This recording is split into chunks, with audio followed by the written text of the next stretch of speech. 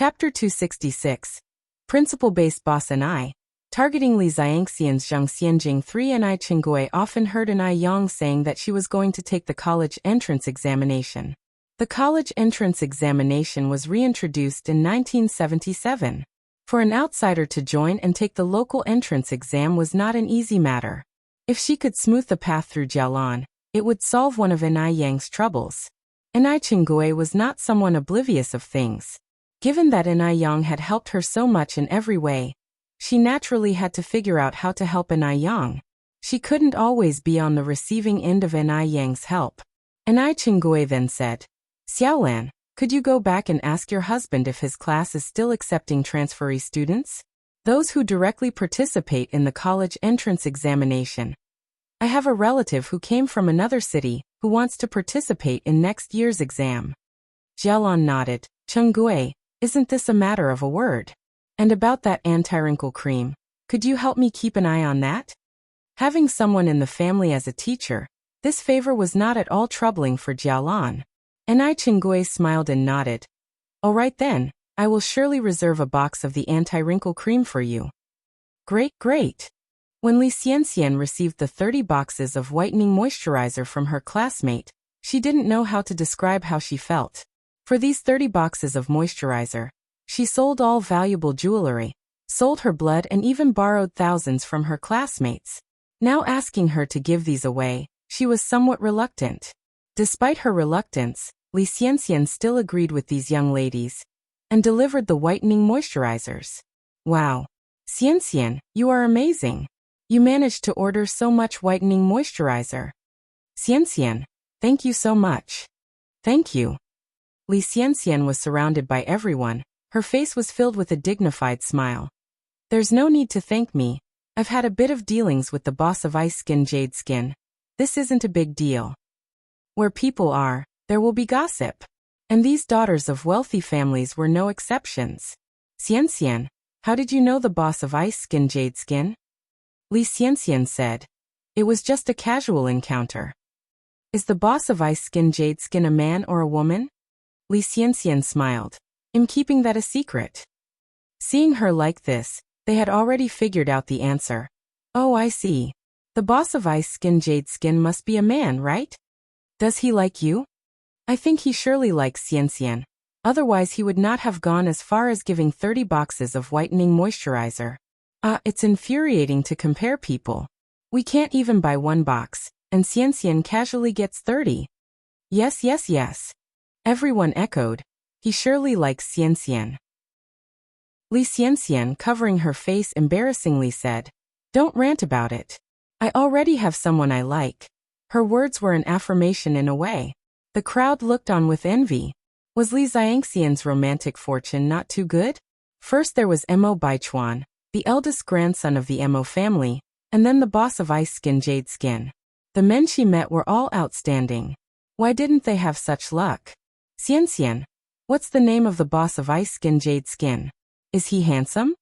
Is he as handsome as the cream of the crop on TV?" Facing everyone's gossiping, Li Xianxian softly said, "He is a very low-key person. I should not be saying too much." Her words were extremely artful, and everyone had already worked out from this that the boss of Ice Skin Jade Skin must be a very handsome person. They were all even more envious of Li Xianxian. Li Xianxian was thoroughly enjoying the envy of everyone, and was extremely satisfied in her heart. Looking back on how she was a poor village girl who had nothing 3 years ago, and now she's chatting and discussing with these lavishly dressed daughters, talking and being in the limelight. What about being a daughter of a rich family? Even the daughters of rich families were envious of her, the village girl. Li Xianxian could hardly wait to announce her success to the whole world. Let those people who used to look down on her see. She now is also a part of high society. Now they were already too low for her. "Is the boss of Ice Skin Jade Skin as handsome as Mo Baichuan?" someone asked. Li Xianxian blushed a little and said, "In my heart, no one can compare with Baichuan." Hearing this, everyone laughed and teased Li Xianxian. "Mo Baichuan?" Upon hearing this name, Zhang Xianjing, who was sitting there drinking coffee, glanced over here. Chapter 267. Principle-Based Boss and I. targeting Li Xiangxian's Zhang Xianjing_4. Although Zhang Xianjing did enjoy using skin brightening and moisturizing cream, her grudges with Li Xianxian prevented her from joining the fun. As far as she knew, Li Xianxian was a very ambitious woman. Now that Mr. Mog, a significant figure, was here in Beijing, it was unlikely that Li Xianxian would take any interest in Mo Baichuan.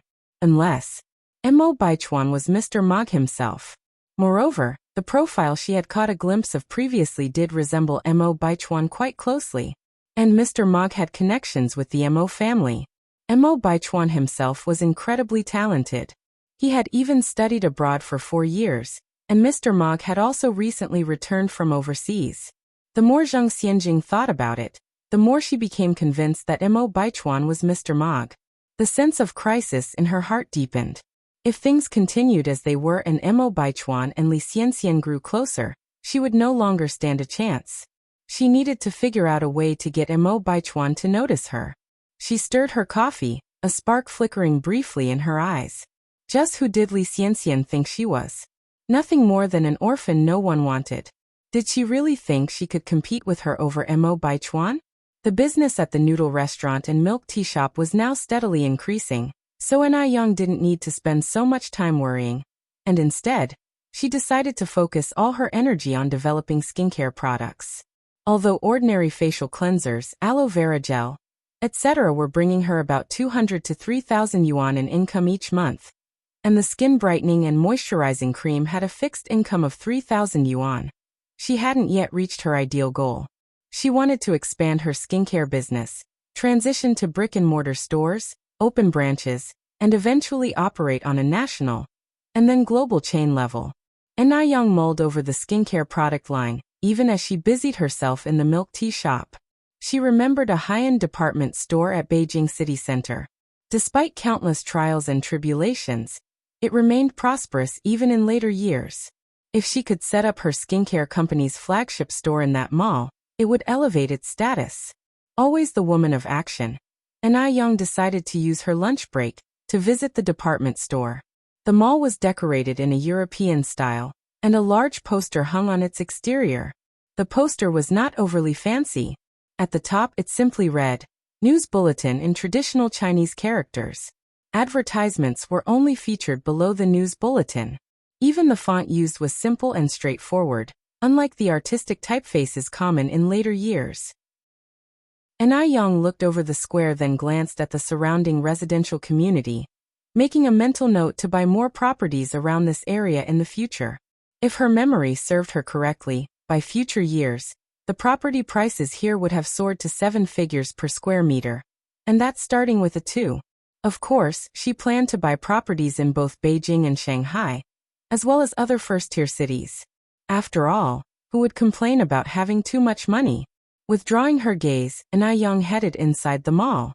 After browsing the skincare counters on the first floor, she noticed that the saleswomen were not particularly enthusiastic. They were indifferent to customers, answered reluctantly when questioned, and never proactively recommended products. They didn't even bother to put on a friendly face. It would be truly surprising if they could sell anything with that attitude. Yang frowned discreetly. She had to remember to avoid this pitfall and not follow the trend. After making a few inquiries, Yang finally reached the mall management's office, which was responsible for renting out stalls. The person in charge of the mall was a slightly overweight middle-aged woman named Zhou Hua, who was 40. Simply glancing at Yang, Zhou Hua responded with indifference, "There will be no stalls available for rent before the Chinese New Year." At that time, all the stalls in the mall were managed by Chinese companies, so everyone involved in their management, regardless of their position, were considered leaders. At least 70 to 80 people came to rent a stall each day, and with the ready availability of stalls, there was no fear of them going vacant, which somewhat provoked their arrogance. They also looked down upon individual stallholders. An individual stallholder wishing to sell products here had to appeal to them. But who could blame them? At this time, individual stallholders' profession was deemed the least promising. Yang didn't take offense at Zhou Hua's attitude. After all, she was currently on the begging end of the deal.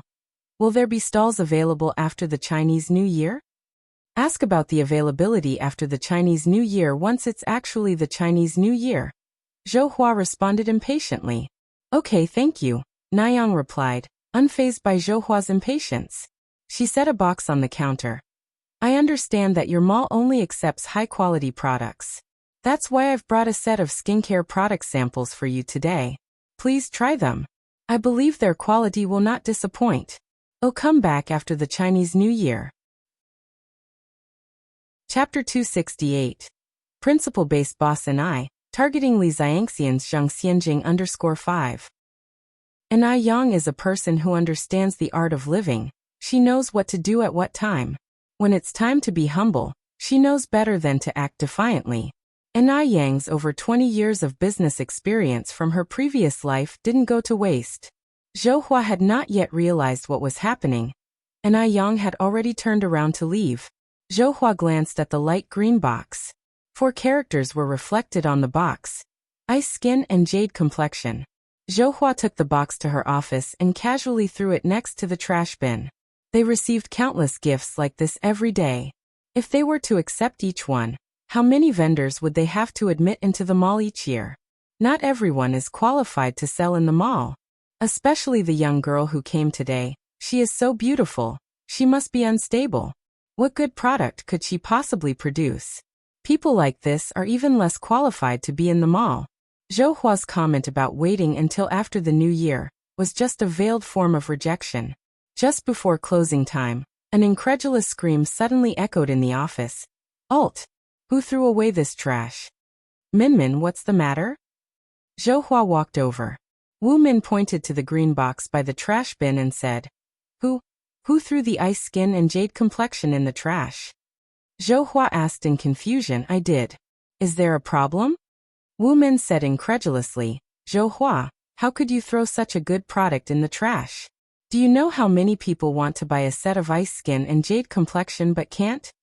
Zhou Hua was taken aback, somewhat unable to understand what Wu Min was talking about.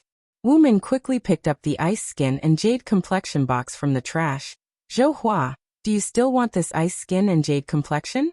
If you don't want it, I'm taking it. Ice skin and jade complexion? A few young colleagues crowded around when they heard this. Where is the ice skin and jade complexion? Oh my god! It's the ice skin and jade complexion gift box. Wu Min, you're amazing. You actually got the ice skin and jade complexion gift box. Hurry up and see if there's whitening moisturizer and their new wrinkle cream inside. I've wanted to buy it for a long time. I couldn't get it. Zhou Hua. Wu Min looked at Zhou Hua. Do you still want this or not? If you don't want it, I can open it. Everyone is waiting to see. Yes. Of course I want it. Zhou Hua reached out and took the box. I didn't say I don't want it. She initially threw it away because she didn't realize this skincare product was such a hot seller. Now that she knows, of course, she took it back. She can't let such a hot item go to waste. It's funny how human nature works. Even though it's something they don't value, they might not want to let go when everyone else wants it. Wu Min didn't mind continuing to say, Zhou Hua, how could you throw it in the trash just now? That's such a waste. Zhou Hua laughed. I may have made a mistake earlier. By the way, is this ice skin and jade complexion really as good as you say it is? Zhou Hua still found it slightly unbelievable. Before Wu Min could answer, someone from the side couldn't help saying, of course.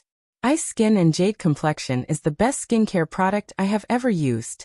Especially the whitening moisturizer. After using it, it feels like I have new skin. And the cleansing milk is also really good. Ah. Zhou Hua, stop teasing us. Open the gift box so we can see. I've never bought the gift box version of ice skin and jade complexion. Someone else said, this gift box, like the whitening moisturizer, is a limited edition. Of course, you can't buy it. I spent a long time trying to buy the whitening moisturizer last month. And this is the first time I've seen the gift box version. Under everyone's eager anticipation, Zhou Hua opened the gift box. There were 7 skincare products in total in the gift box. Zhou Hua had never used ice skin and jade complexion. She wasn't aware of how in demand it was. Her colleagues, on the other hand, were thrilled. Oh my god. There really are whitening moisturizer and wrinkle cream. How exciting! Finally, I get to see what the wrinkle cream looks like. Zhou, I want to buy this whitening moisturizer. Can you sell it to me? How about 150 yuan? Wu Min picked up the box of whitening moisturizer. 150? Zhou was shocked. She only made 45 yuan a month, and Wu Min was willing to pay 150 yuan for a small box of skincare.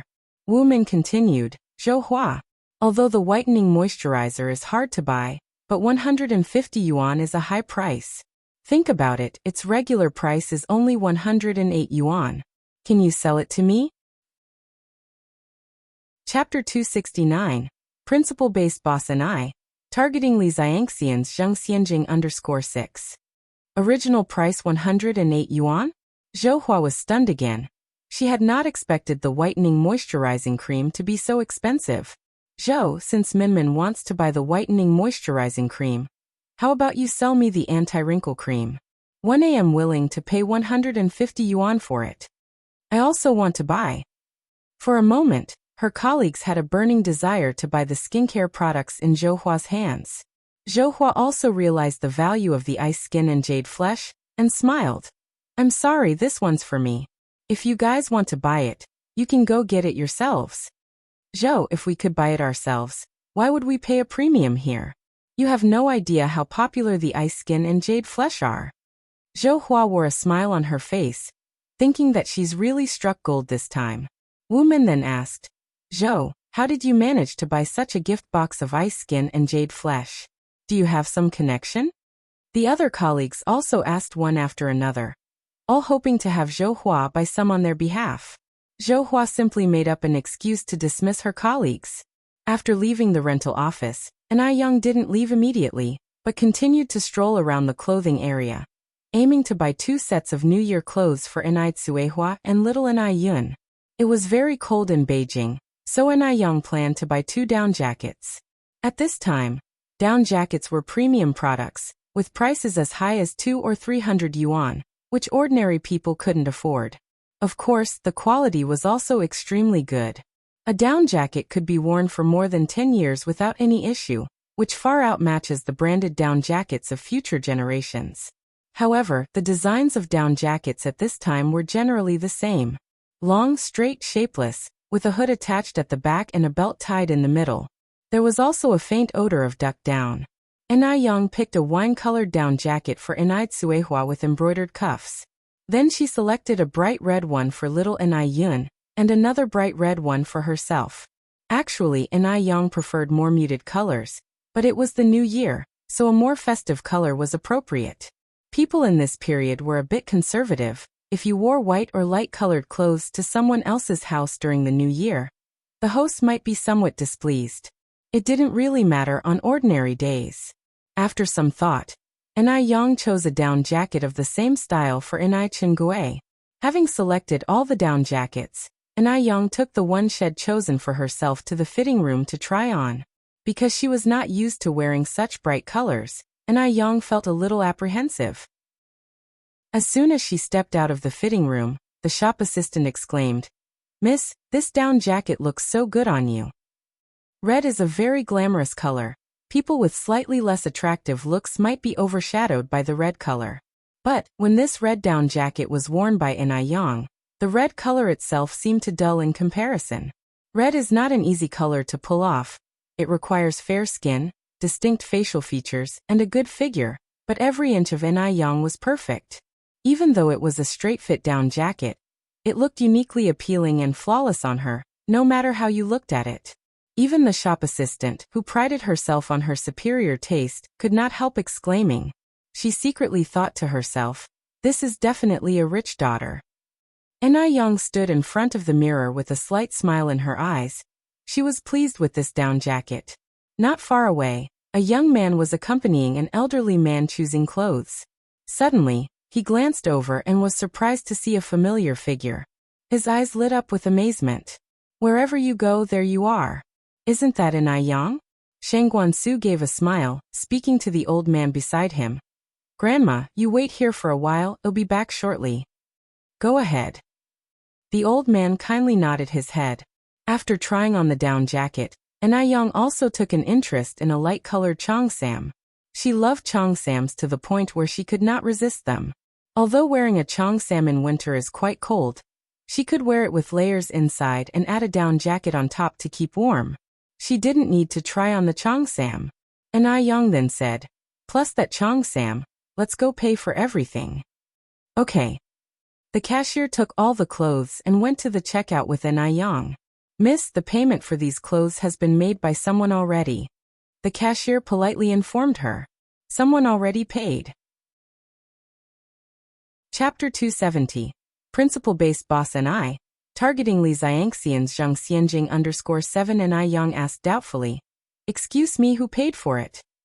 "A Mr. Shangguan," the cashier replied. "Shangguan?" And Young frowned slightly and finally recalled the name Shangguan Su in her mind. And Young turned to the sales associate beside her. "Could you please bring me another one of each of these clothing items?" The sales associate was taken aback at first, but then said, "Okay, please wait a moment." Soon, the sales associate came over with several identical pieces of clothing. After expressing her gratitude to the sales associate, and Young continued, "Could you please calculate how much all of these items cost?" "The total is 860 yuan. And Young took out money from her pocket and handed it to the cashier. Then she left with the clothes she bought. The sales associate hurriedly chased after her, shouting, Miss, you forgot to take the rest of your clothes." And Young turned around and said, "Those clothes were paid for by Mr. Shangguan, so naturally they belong to Mr. Shangguan. You should ask him to come pick them up." And Young certainly wouldn't accept the clothes paid for by Shangguan Su out of the blue. If she did accept his clothes, things would get complex. And Young was a decisive person and did not like feeling tangled up. Moreover, she was certain that Shangguan Su was nearby, and he hadn't paid. How could he have known the price of the cheongsam which she decided to buy on impulse? In fact, Young was right. Shangguan Su was indeed nearby and he hadn't paid. As soon as Young turned around, he walked out of the fitting room. "The young lady is quite cute and has a strong personality." Shangguan Su revealed an undisguised smile. "Mr. Shangguan, do you still want these clothes?" The cashier further asked. "I don't need them." Shangguan Su waved his hand. He didn't have any young women in his house. What was he supposed to do with all these clothes? After work, Zhou Hua brought the skincare products home. Following the instructions, she carefully washed her face, massaged it, and then applied the skincare products layer by layer. The skincare products felt chilly and comfortable on her face, without any stinging sensation. Definitely a better experience than her previous skincare products. She just wondered if the results were really as good as claimed. As Zhou Hua was applying the products, she was skeptical whether a girl who looked no older than 17 or 18 could be that amazing. After applying these skincare products, Zhou Hua went to the living room to watch TV. When Young returned home, she gave the down jackets she bought today to Suehua and Chingue. Chingue was surprised and said, Yang, why did you buy one for me too? I'll go get the money for you." A down jacket is expensive, and Young should not have had to pay for it. And Young laughed and said, "Aunt and I, mentioning money makes me feel like we are strangers. Is our friendship only worth the cost of a down jacket?" And Suehua said, "Sister Chingue, you've helped us so much in various ways. It's just a jacket, just accept it. It's okay." And Suehua was so touched that she didn't know what to say. She was of such a mature age, and she had never received clothes from the younger generation before. This was the first time. She may have a daughter, but that's not the same. Her daughter got married and moved far away, not even visiting once in several years.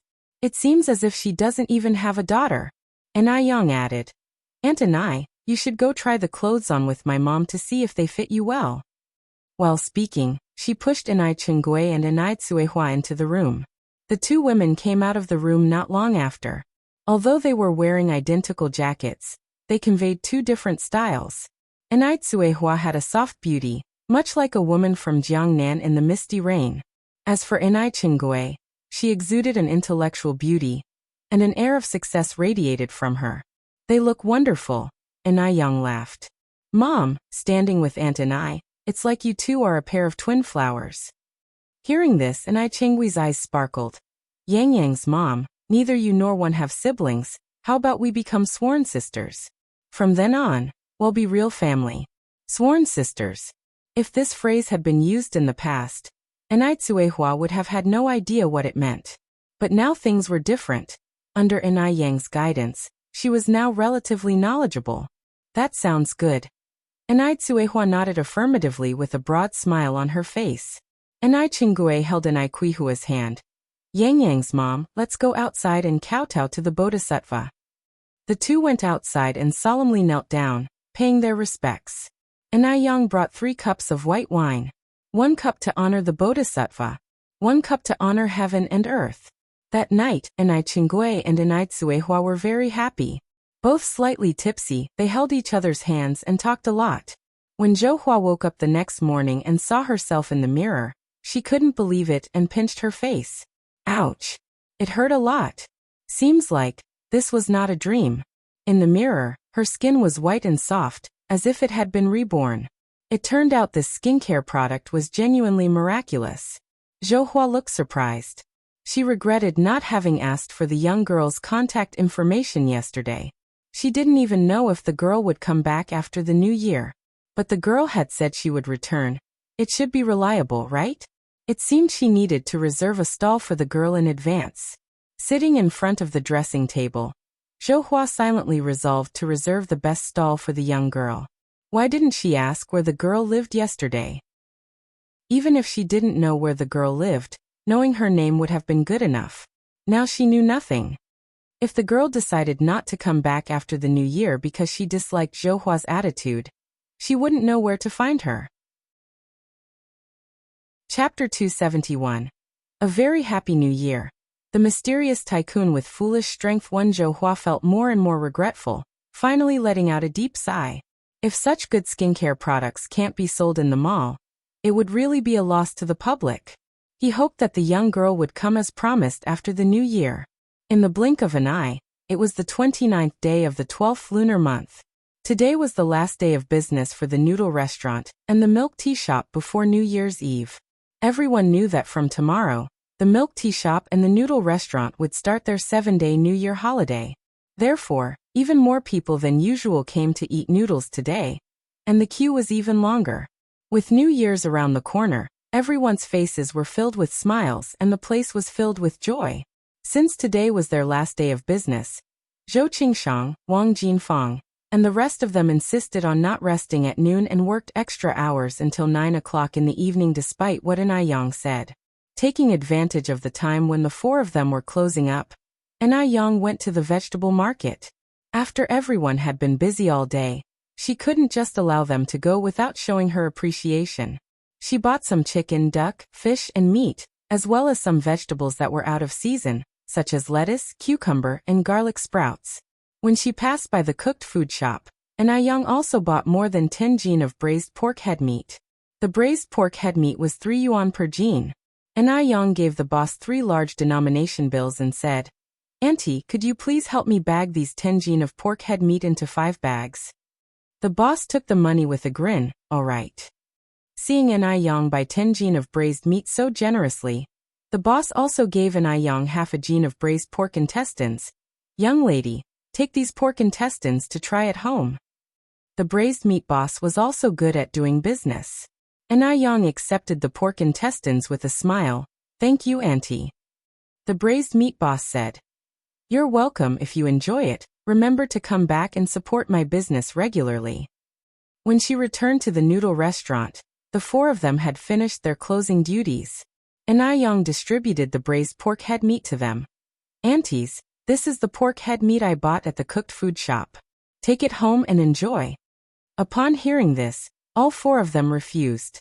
Yang treated them so well, it was their duty to help out. But if they accepted Yang's gift, the nature of their relationship would change. Yang said with a smile, "I've already bought it. If you don't want it, you'll have to throw it away."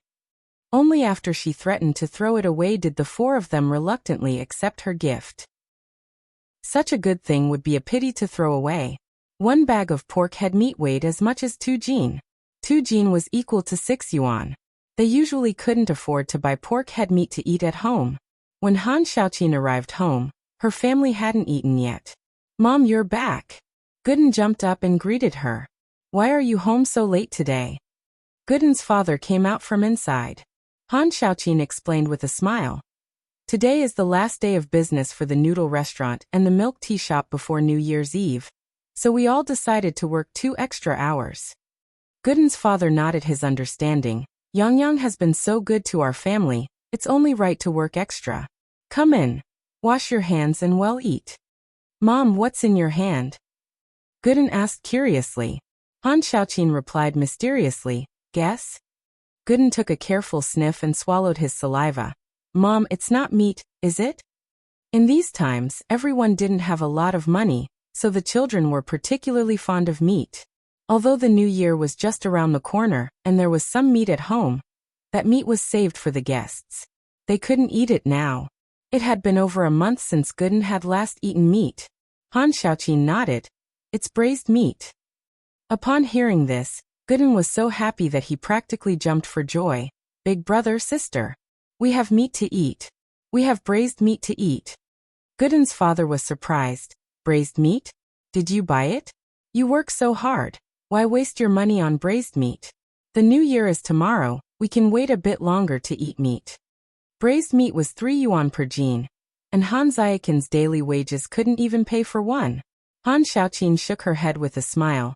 Yang bought it. She gave 1 portion to each of us." "Yang bought it?" Gooden's father said in surprise. "She's so generous. Our village is really lucky to have her. Otherwise, this year's new year would have been difficult." This year the harvest was very poor due to droughts and floods. After paying their grain taxes, the food left at home was just enough to keep them from going hungry, let alone having spare money to buy anything else. Chapter 272. Avery Happy New Year, a mysteriously strong and foolish boss _2. Yang first hired the strong workers in their village for jobs and then bought aloe vera from the villagers, helping everyone to earn a little extra. This enabled everyone to have a prosperous new year. Otherwise, this winter would have been another tough year. Yang is considered the lucky charm of Jinghua village, and this statement is not an exaggeration. 2 jin of braised pork head meat satisfied everyone's appetite. Today is New Year's Eve. At around 7 in the early morning, Yang was woken up by the crackling sound of firecrackers. Upon waking up, Yang didn't immediately get out of bed, but lazed around for a while until a little past 8 when she finally got dressed. After freshening up and having her meal, Yang went out to clear the accumulated snow in the yard. As soon as she had finished sweeping the snow, she saw Gooden leading a group of kids their way. Everyone carried something in their hands. "Sister Yang, Auntie Flower, my mom asked me to bring you these steamed buns, some fried cake and eggs." Steamed buns are also known as momo. The fried cake is made from grinding yellow rice into flour, wrapping red bean stuffing inside, and frying until crispy. It is soft inside, and ooze filling when bitten, offering a delightful taste. It's a custom in Beijing to eat steamed buns and fried cakes for the new year. Steamed buns are made into various pleasing shapes to offer to relatives and friends when visiting their homes during this season. Under normal circumstances, they would not readily give away significant items like momo and fried cakes. However, they chose to give them to Yang as everyone regards Yang as a small lucky star in the village. Yang didn't decline everyone's goodwill and accepted the gifts with a smile. She then reciprocated by placing some slices of bread, fruit candies, and other return gifts in the children's baskets. The children all said thank you very politely. Putting up couplets and cutting paper decorations during the new year is an indispensable part of the celebration. Tsuehua brought red paper and scissors, busying herself with cutting paper decorations. Yang's eyes were filled with smiles. How many years has it been since she had last experienced such a scene? In her previous life, she became the head of Ning Corporation and lived a lonely life. The festivals were the loneliest moments for her, where she could only view others celebrating their family reunions from a distance. Such warm moments like now were not something she dared yearn for. The present moment is so wonderful. Yang gazed at everything, her eyes slightly red, but the corners of her mouth lifted into a faint smile, showing a pair of shallow dimples. Mom, let me help you. Yang picked up the scissors and red paper. In no time, a vivid animal figure materialized in her hands. Yang, Xiaoma is here. Chenggui's voice rang from outside the door. Yang lifted her head to see Mo Qishan carrying several big and small packages. Mo Qishan politely greeted Tsuehua. Auntie, today is New Year's Day. These gifts are from my mother for you, wishing you safety, happiness, and abundance in the new year. Tsuehua put down her scissors and stood up. Xiaoma, you and your mother are being too polite. How can we accept such extravagant gifts? Yang, quickly make some tea for Xiaoma. Yang stood up to prepare the tea. Mo Qishan said with a smile. Yang is a big benefactor to our family. My mother and our family are all very grateful to her. These gifts are nothing compared to that, Auntie, don't be so polite. Tsuehua replied, Xiaoma, make yourself comfortable at our place, just like it is your own home. Mo Qishan is a likable and well-mannered young man. Tsuehua really liked this potential son-in-law, to the point where she already considered him part of the family.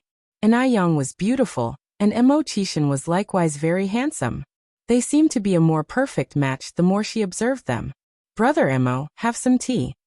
Yang brought over a cup of clear tea. Mo Qishan stood up and received with both hands. Thank you, Yang. Yang said with a smile. Why are you being so formal with me, Brother Mo? Just then, the crying of little Yin came from inside the house. Tsuehua stood up. I'll go check on Yunyan Yang. You stay here and chat with Xiaoma. In an instant, only Mo Qishan and Yang remained in the room. Mo Qishan said, Yang, I saw you were cutting paper decorations earlier. Can I help you? Sure. Yang nodded. Mo Qishan moved a small stool next to Yang, trying to calm the excitement in his heart. While pretending to be helping, he was stealing glances at Yang's profile. His wife's face was beautiful enough. Even her hands were lovely.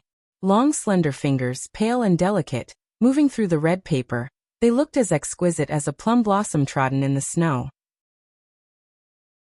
Chapter 273.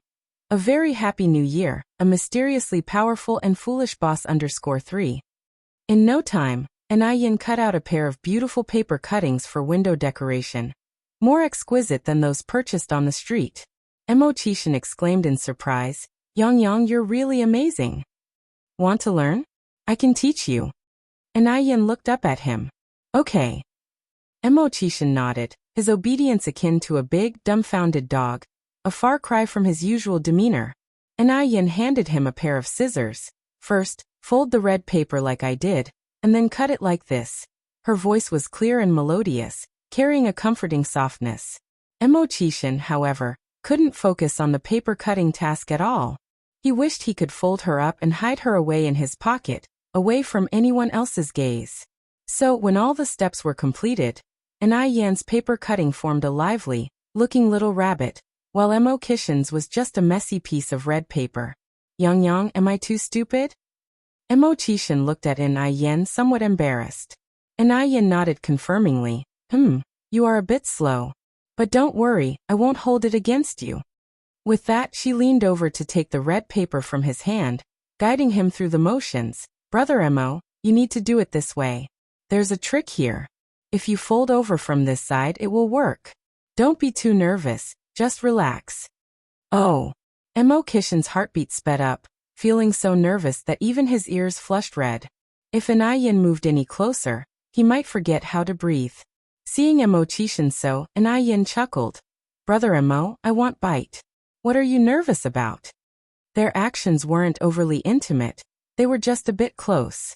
After all, Yin had come from the modern world. She was free from any shackles. But Mo Qishan was different. He had never been this close to a girl before. I'm not nervous, not at all. Mo Qishan insisted, though his hand holding the scissors was shaking. Seeing this, Yin laughed even harder. Brother Mo, just keep working on your paper cutting. Take your time, don't rush. I'll go check outside. As he watched Yin's receding figure, Mo Qishan silently raised his left hand and smacked his right hand hard. Stop shaking. Stop shaking. Stop shaking. What a coward. After a moment, footsteps sounded outside the door. Emo-chan immediately straightened up and got seriously back to cutting the window paper, like a primary school student who was caught doing something wrong by the teacher. Anayan walked in with a plate of warm bread. Brother Emo, want some bread? Emo-chan replied without lifting his head. I'll eat after I finish this. After about 10 minutes, Emo-chan lifted up his head and held up the finished paper cutting. Yang, is this paper cutting I made nice? Anayan burst out laughing. Brother Emo, you're so clumsy. Emo-chan. Anayan handed Emo-chan a piece of bread. Brother Emo, eat some bread first. Emo-chan took the bread and, feeling depressed, took a couple of bites. How could he be so clumsy? He can't even make good paper cuttings. Anayan continued, Brother Emo, I was just joking with you. You're not stupid.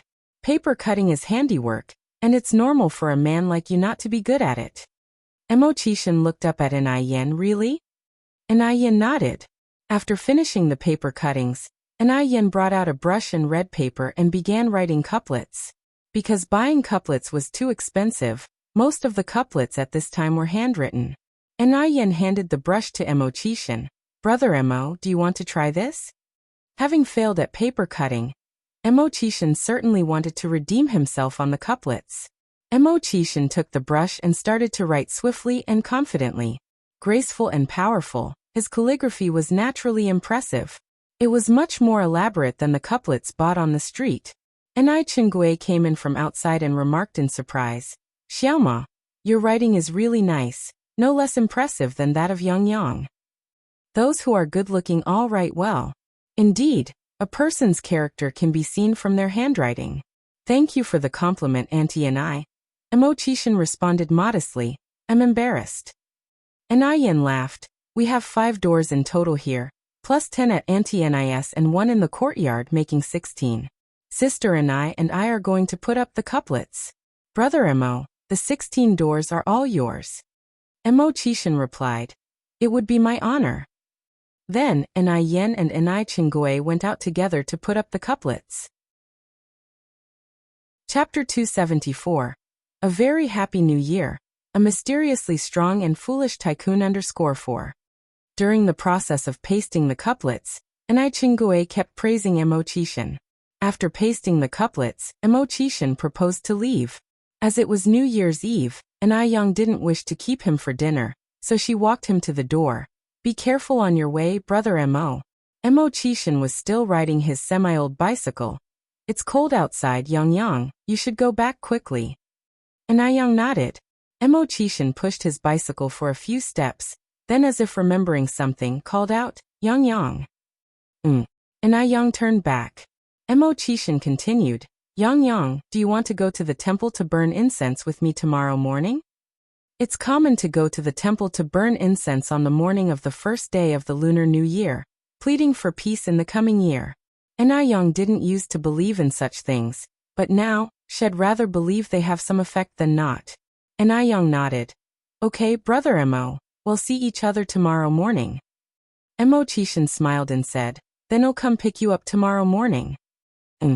Emo-chan waved at Anayan excitedly. Goodbye, Yang. Li Xianxian was an orphan without parents, and old Mrs. Emo, fearing that she'd be lonely, specially asked Emo Baichuan to bring her to the Emo family for the new year. This was the first time Li Xianxian was celebrating the new year at the Emo family. She was very excited, busily helping old Mrs. Emo out. Just at this moment, Emo-chan walked in from the door. It had started snowing heavily without notice. Some snowflakes were stuck on his messy hair. He was originally handsome, but now, with his thin lips tightly pressed together, it seemed like a thin layer of ice had formed on his face. He was elegant and noble, like a crown jade. Li Xianxian's heartbeat missed a beat at the sight. But Li Xianxian quickly recovered, realizing that it was all just a facade. He was 27 and had accomplished nothing. He certainly wasn't worth a second glance. Though Emo Baichuan might not look as handsome, he was far more capable than him. The look in Li Xianxian's eyes gradually turned into disdain, but she still greeted him politely, Uncle Emo. Emo-chan just nodded lightly in response. Old Mrs. Mo teased with a smile. "Oh, 6, come over. We still haven't written our couplets. We're waiting for you to do it." Mo Chishan collapsed onto the sofa. "I can't, Mum. I'm too tired today. Let me rest a while." Li Xianxian saw an opportunity to speak. "Grandma, I remember Baichuan also writes very well. Shall I call him down?" Certainly, the task of displaying talents like writing couplets should be performed by Mo Baichuan. How could they let a good-for-nothing like Mo Chishan take advantage of the opportunity? Old Mrs. Mo nodded. "You go." Li Xianxian turned around and went upstairs. Old Mrs. Mo turned to Mo Chishan and asked, "Old 6, did you deliver the gift I asked you to give Yang Yang?" Mo Chishan lazily responded with a sound, appearing nonchalant about it. Old Mrs. Mo shook her head helplessly. At this moment, Li Xianxian and Mo Baichuan came down. Mo Baichuan politely greeted Old Mrs. Mo and Mo Chishan. Old Mrs. Mo smiled and said, "Chuan Chuan, you and Xianxian will write the couplets. Oh, go to the kitchen." Mo Baichuan was really not interested in dealing with Li Xianxian, but he also didn't want to give her the cold shoulder.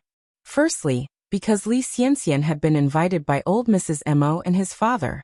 Secondly, he wanted to use Li Xianxian to make Yang jealous. The two of them stayed in the living room to write the couplets.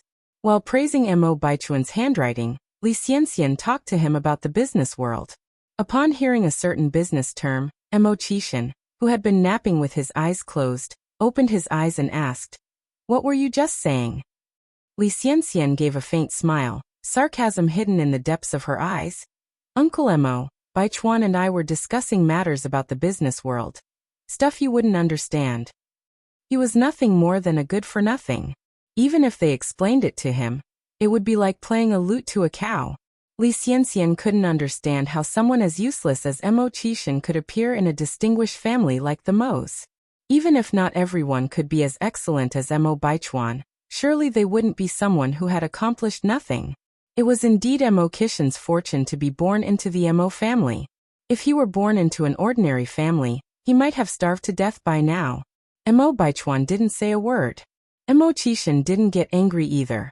He continued to nap with his eyes closed, not showing the slightest bit of annoyance. The Ni family. After Mo Chishan left, Ni Tsuehua immediately unpacked the gifts he had brought. She found not only a lot of imported snacks in the parcels, but also a folded stroller. Ni Tsuehua had never seen a stroller and didn't recognize it, so she called Ni Yang over. Chapter 275. A Very Happy New Year, A Mysteriously Strong and Foolish Tycoon _5. Ni Yang looked surprised. "Isn't this a baby stroller?" She didn't expected that there were foldable strollers in this era. Seeing this stroller gave Ni Yang a feeling of being back in her future life. "Baby stroller?" Ni Tsuehua looked puzzled. Ni Yang explained, "A baby stroller is for children as big as Union to sit in. You'll understand once I assemble it." The packaging of the stroller had all French markings. This was obviously a stroller imported directly from F country. Imported goods were scarce at this time. Even if you had money, you couldn't get it. You needed foreign exchange coupons.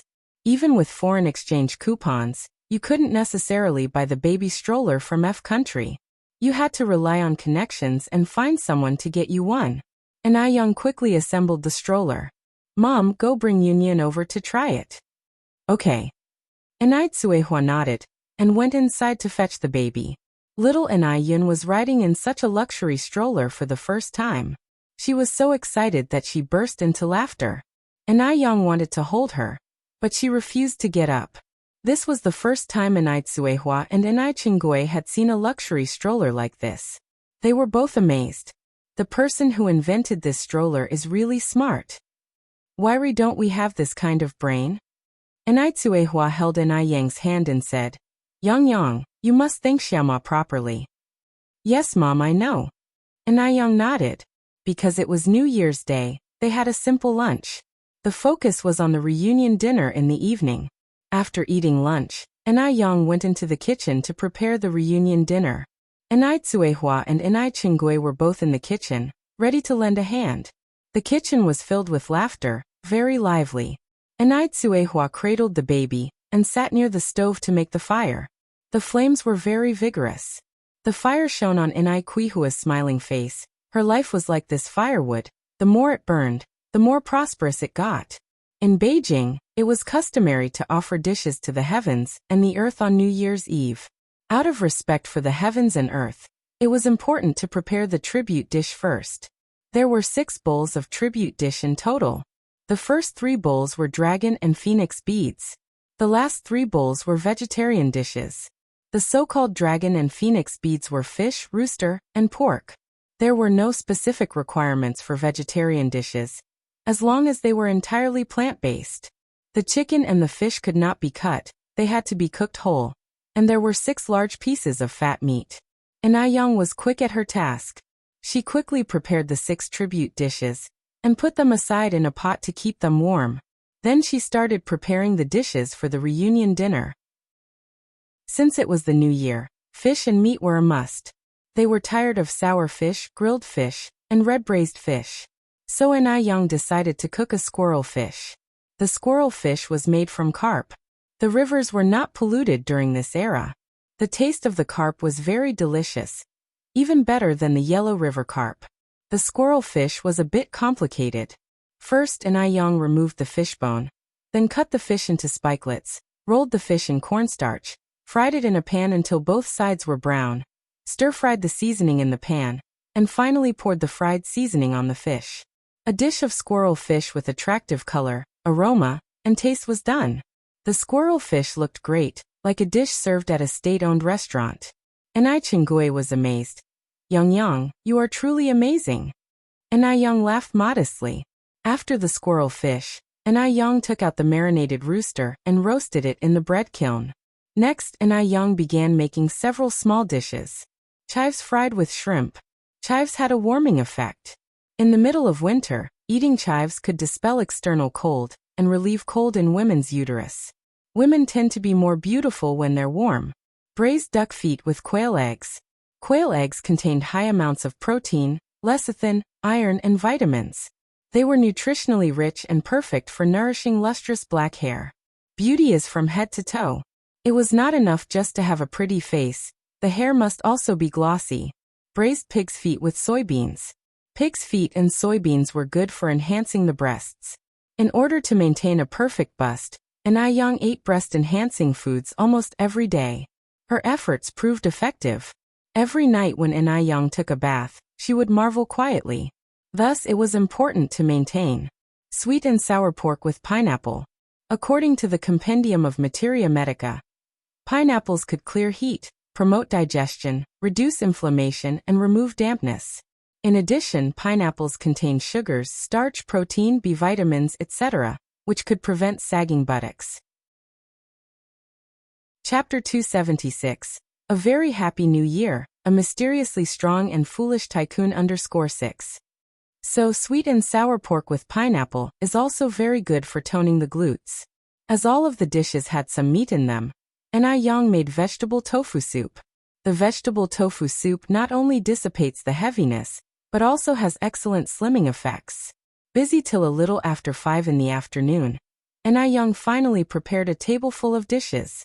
By then, Enai Tsuehua and Enai Chinggui were already setting the table outside in the yard for the ritual offering to heaven and earth.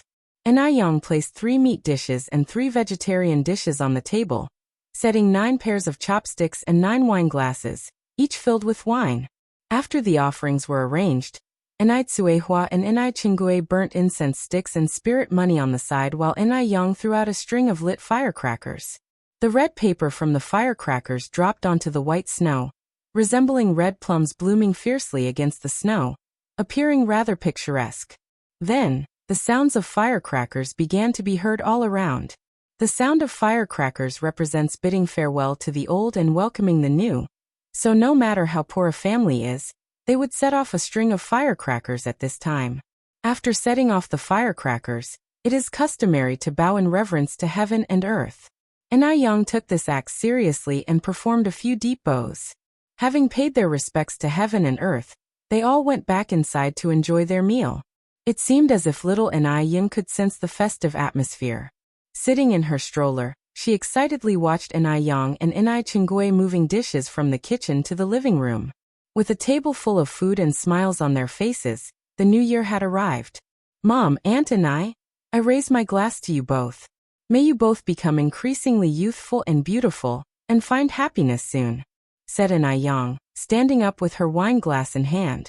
Enai Chinggui laughed and replied, "An auntie wishes that your business will boom even more, and you'll become a wealthy woman one day." Little did Enai Chinggui realize that what she said would actually come true. Not only did Enai Yang become a wealthy woman, she became the most eyed among them. Halfway through the meal, Enai Chinggui took out a thick red envelope and gave it to Enai Yang. "Yang Yang, this is Auntie's New Year gift money for you. You better not think it's too little." Enai Yang took it with a grin. "Thank you, Aunt Enai." Enai Chinggui took out another envelope and stuffed it into little Enai Yun's arms. "May our Yun become increasingly beautiful and intelligent as she grows, just like her elder sister." Little Enai Yun, holding the red envelope, started to giggle happily. "Our little money lover." Enai Yang lightly tapped little Enai Yun's nose. Enai Tsuehua said, "Sister Chinggui, you're really too kind." Enai Chinggui laughed and said, "We are all family, so drop your formalities." "Aunt Enai, this is my New Year gift to you. I hope you'll like the style." Enai Yang handed Enai Chinggui a prepared jewelry box. When Enai Chinggui opened the box, she was totally stunned. She saw earrings, a ring, and a necklace inside it. No woman can resist jewelry.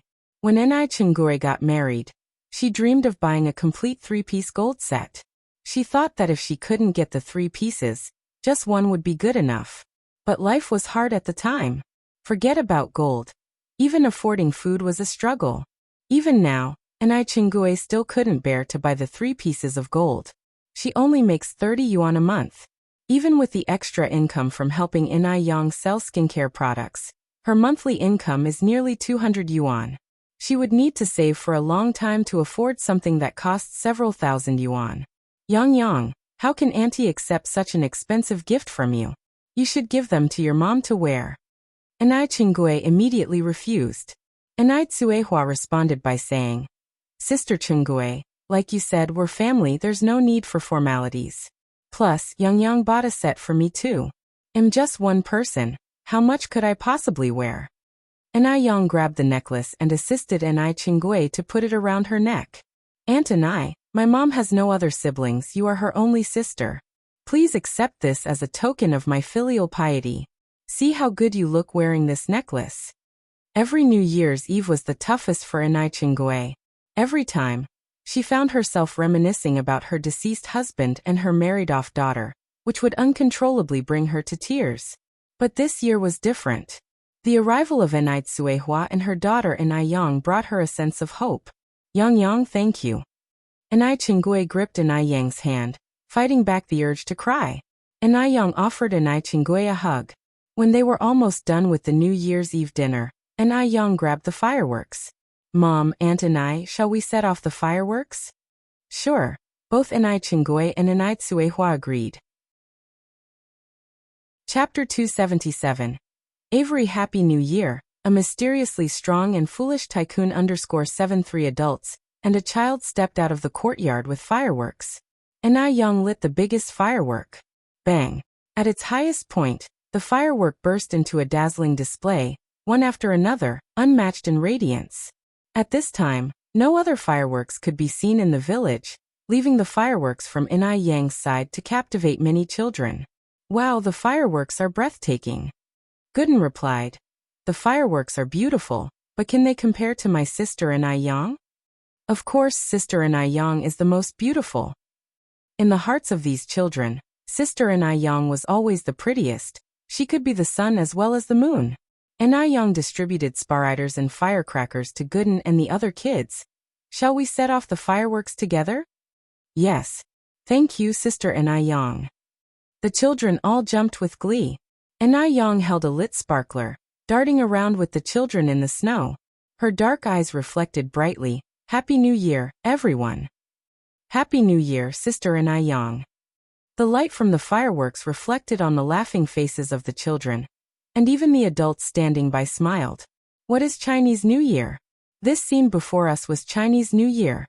After the fireworks display, Yang and the children lit a bonfire in the snow.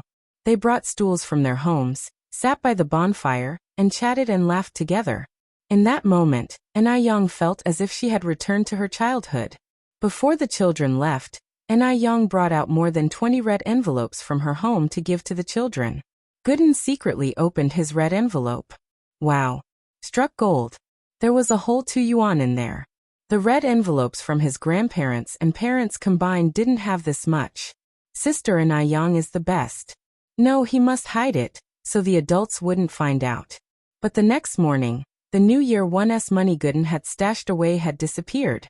Angry, he confronted his parents. Dad, Mom, did you take my New Year's money? Han Xiaoqing grinned. Don't you need to pay tuition fees when school starts? Yes. Gooden nodded. Han Xiaoqing continued. Well then Mom will help you save the money. It isn't safe for a child to carry so much money. Gooden. He felt something was off, but he couldn't put his finger on what was wrong. So the matter of the New Year's money had to be dropped. Although Yang didn't sleep until the early hours of the New Year's Eve, she got up early the next day. The breakfast was prepared by Chingue. The customs in Beijing were different from those in Dam Village. On the first day of the Chinese New Year in Dam Village, they ate dumplings, but in Beijing, they ate noodles with marinated eggs. However, here the marinated eggs are not called marinated eggs, but ingots. So the following dialogue ensued. Yang, how many ingots do you want? Yang replied, I want 1. Chingue smiled and said, good things come in pairs, take 2.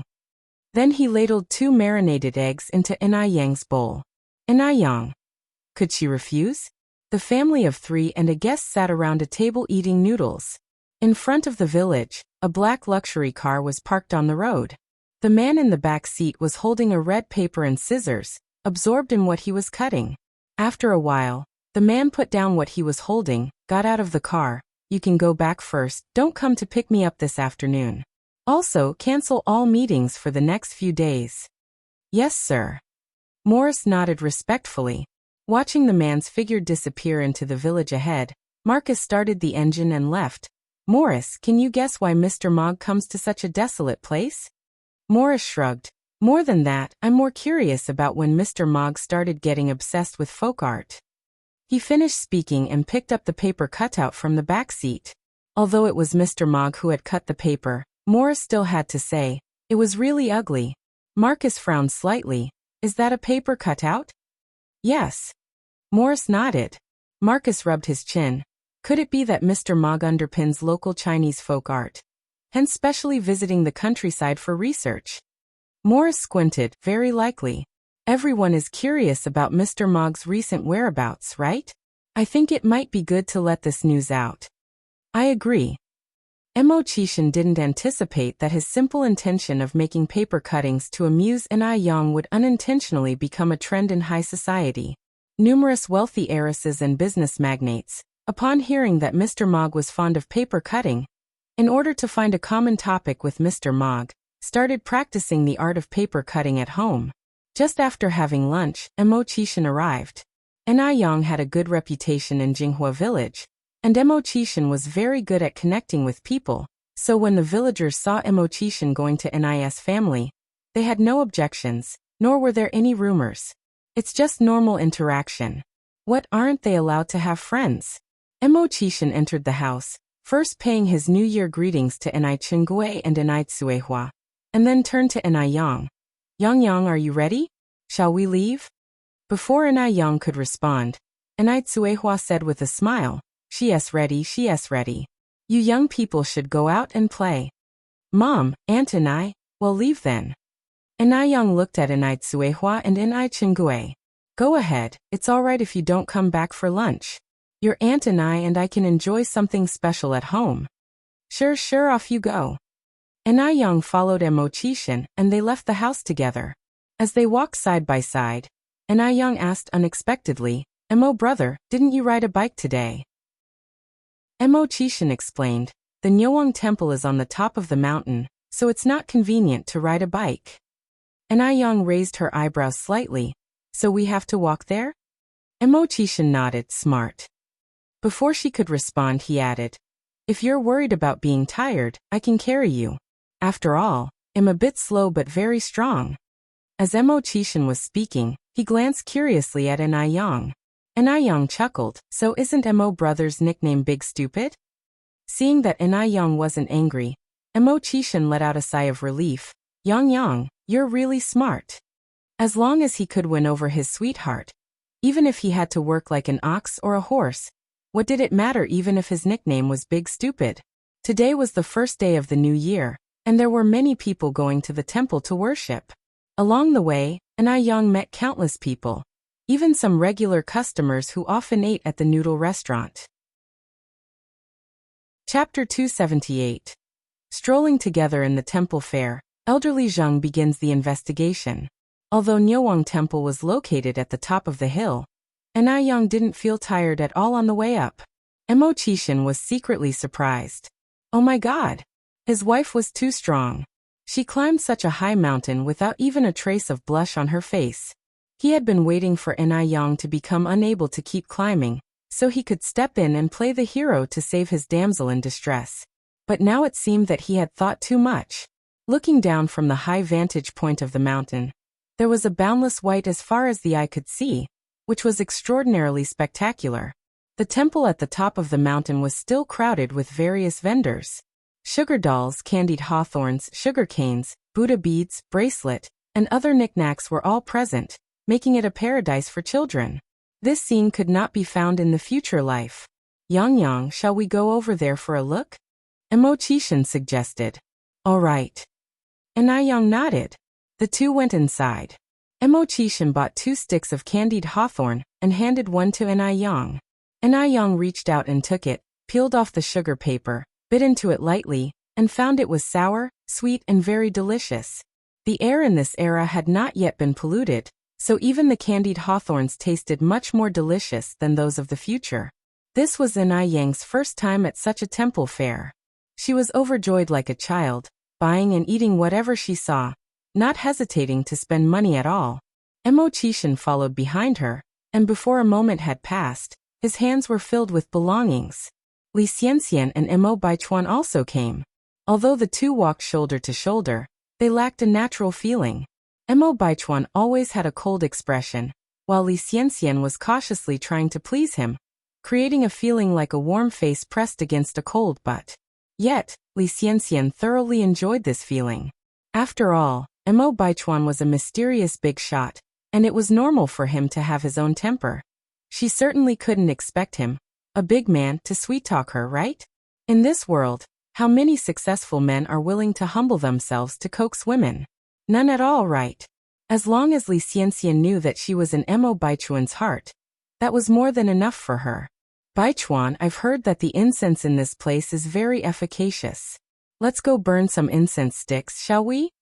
Li Xianxian looked up at Mo Baichuan, her eyes full of infatuation. Mo Baichuan glanced at the surging crowd and impatiently responded, You go by yourself. Just then, a familiar figure crossed his line of sight. She wore a knee-length red down jacket, her black, glossy hair tied in a bun, revealing a delicate, fair neck. Her adorable smile and beautiful eyes made her look extremely attractive. The usually bulky down jacket didn't look bulky at all on her, but rather accentuated her tall figure and slim waist. The red color was ordinarily gaudy, but on her, it only emphasized her youthful beauty, outshining everything else around. Mo Baichuan was suddenly reminded of the first time he saw her in Dam Village. The first time he saw her, he thought she was no different from rural girls in the mountains. Yet when she spoke, she dazzled him. Although Mo Baichuan was reluctant to admit it, on that occasion, Yang did truly save him. If Yang hadn't displayed such courage in the face of danger, convincingly faking being a local to fool those people, he might be dead by now. Beside Yang, Mo Baichuan also spotted a person he found very annoying. It was Mo Chishan. In Mo Baichuan's view, Mo Chishan was useless apart from his good looks. Even if Yang wanted to attract his attention, she should not have chosen Mo Chishan, because Mo Chishan was absolutely no match for him. Li Xianxian also noticed Mo Chishan and Yang.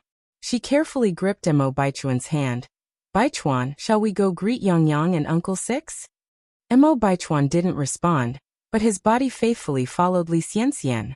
Seeing him like this, Li Xianxian was filled with joy. She felt that the only reason Mo Baichuan agreed to extend a greeting was because of her. Knowing uncle and nephew didn't get along, and that as far as she knew, Mo Baichuan didn't have a good impression of Anai Yang and even disliked her. Yang Yang, Uncle Six, Happy New Year. Li Xianxian took the initiative to greet. Anai Yang seemed to have become even more beautiful after not seeing her for a month. She was so beautiful that it made one jealous. But what use was beauty? Could beauty be eaten? Now that Anai Yang had chosen to be with a useless man like Mo Qixin, suffering was undoubtedly waiting for her in the future. Because in Li Xiangxian's memories of her past life, the one who ended up inheriting the Mo family was not Mo Qixin at all. Chapter Strolling together in the temple fair, elderly Zheng begins the investigation. In the end, Mo Qixin seemed to have evaporated from the world, and no news of him could be traced. For a good-for-nothing like Mo Qixin, if he didn't have the support of the Mo family, he would be left to sit and wait for death. Maybe he didn't even make it to the next lifetime. Mockery filled Li Xiangxian's eyes. Anai Yang replied to her with a good-natured smile, Happy New Year. Her harmless demeanor was as if she had never had any issues with Li Xianxian. Yang Yang, are you and Uncle Six also here to burn incense? Li Xianxian asked. Anai Yang nodded. Li Xianxian continued. Since we're all here to burn incense, why don't we do it together? Buddhist temples were places of tranquility, and Anai Yang wasn't interested in mingling with Li Xianxian or Mo Baichuan. As if sensing Anai Yang's thoughts, Mo Qixin immediately declined. No, Yang Yang and I have other things to do. Right. Anai Yang nodded. Brother Mo, let's go. The two of them turned and walked away. Watching their retreating figures, Mo Baichuan's eyes hinted at a storm brewing. What other things could they possibly be doing together, a man and a woman? What on earth was Anai Yang doing behind his back with Mo Qixin? Baichuan.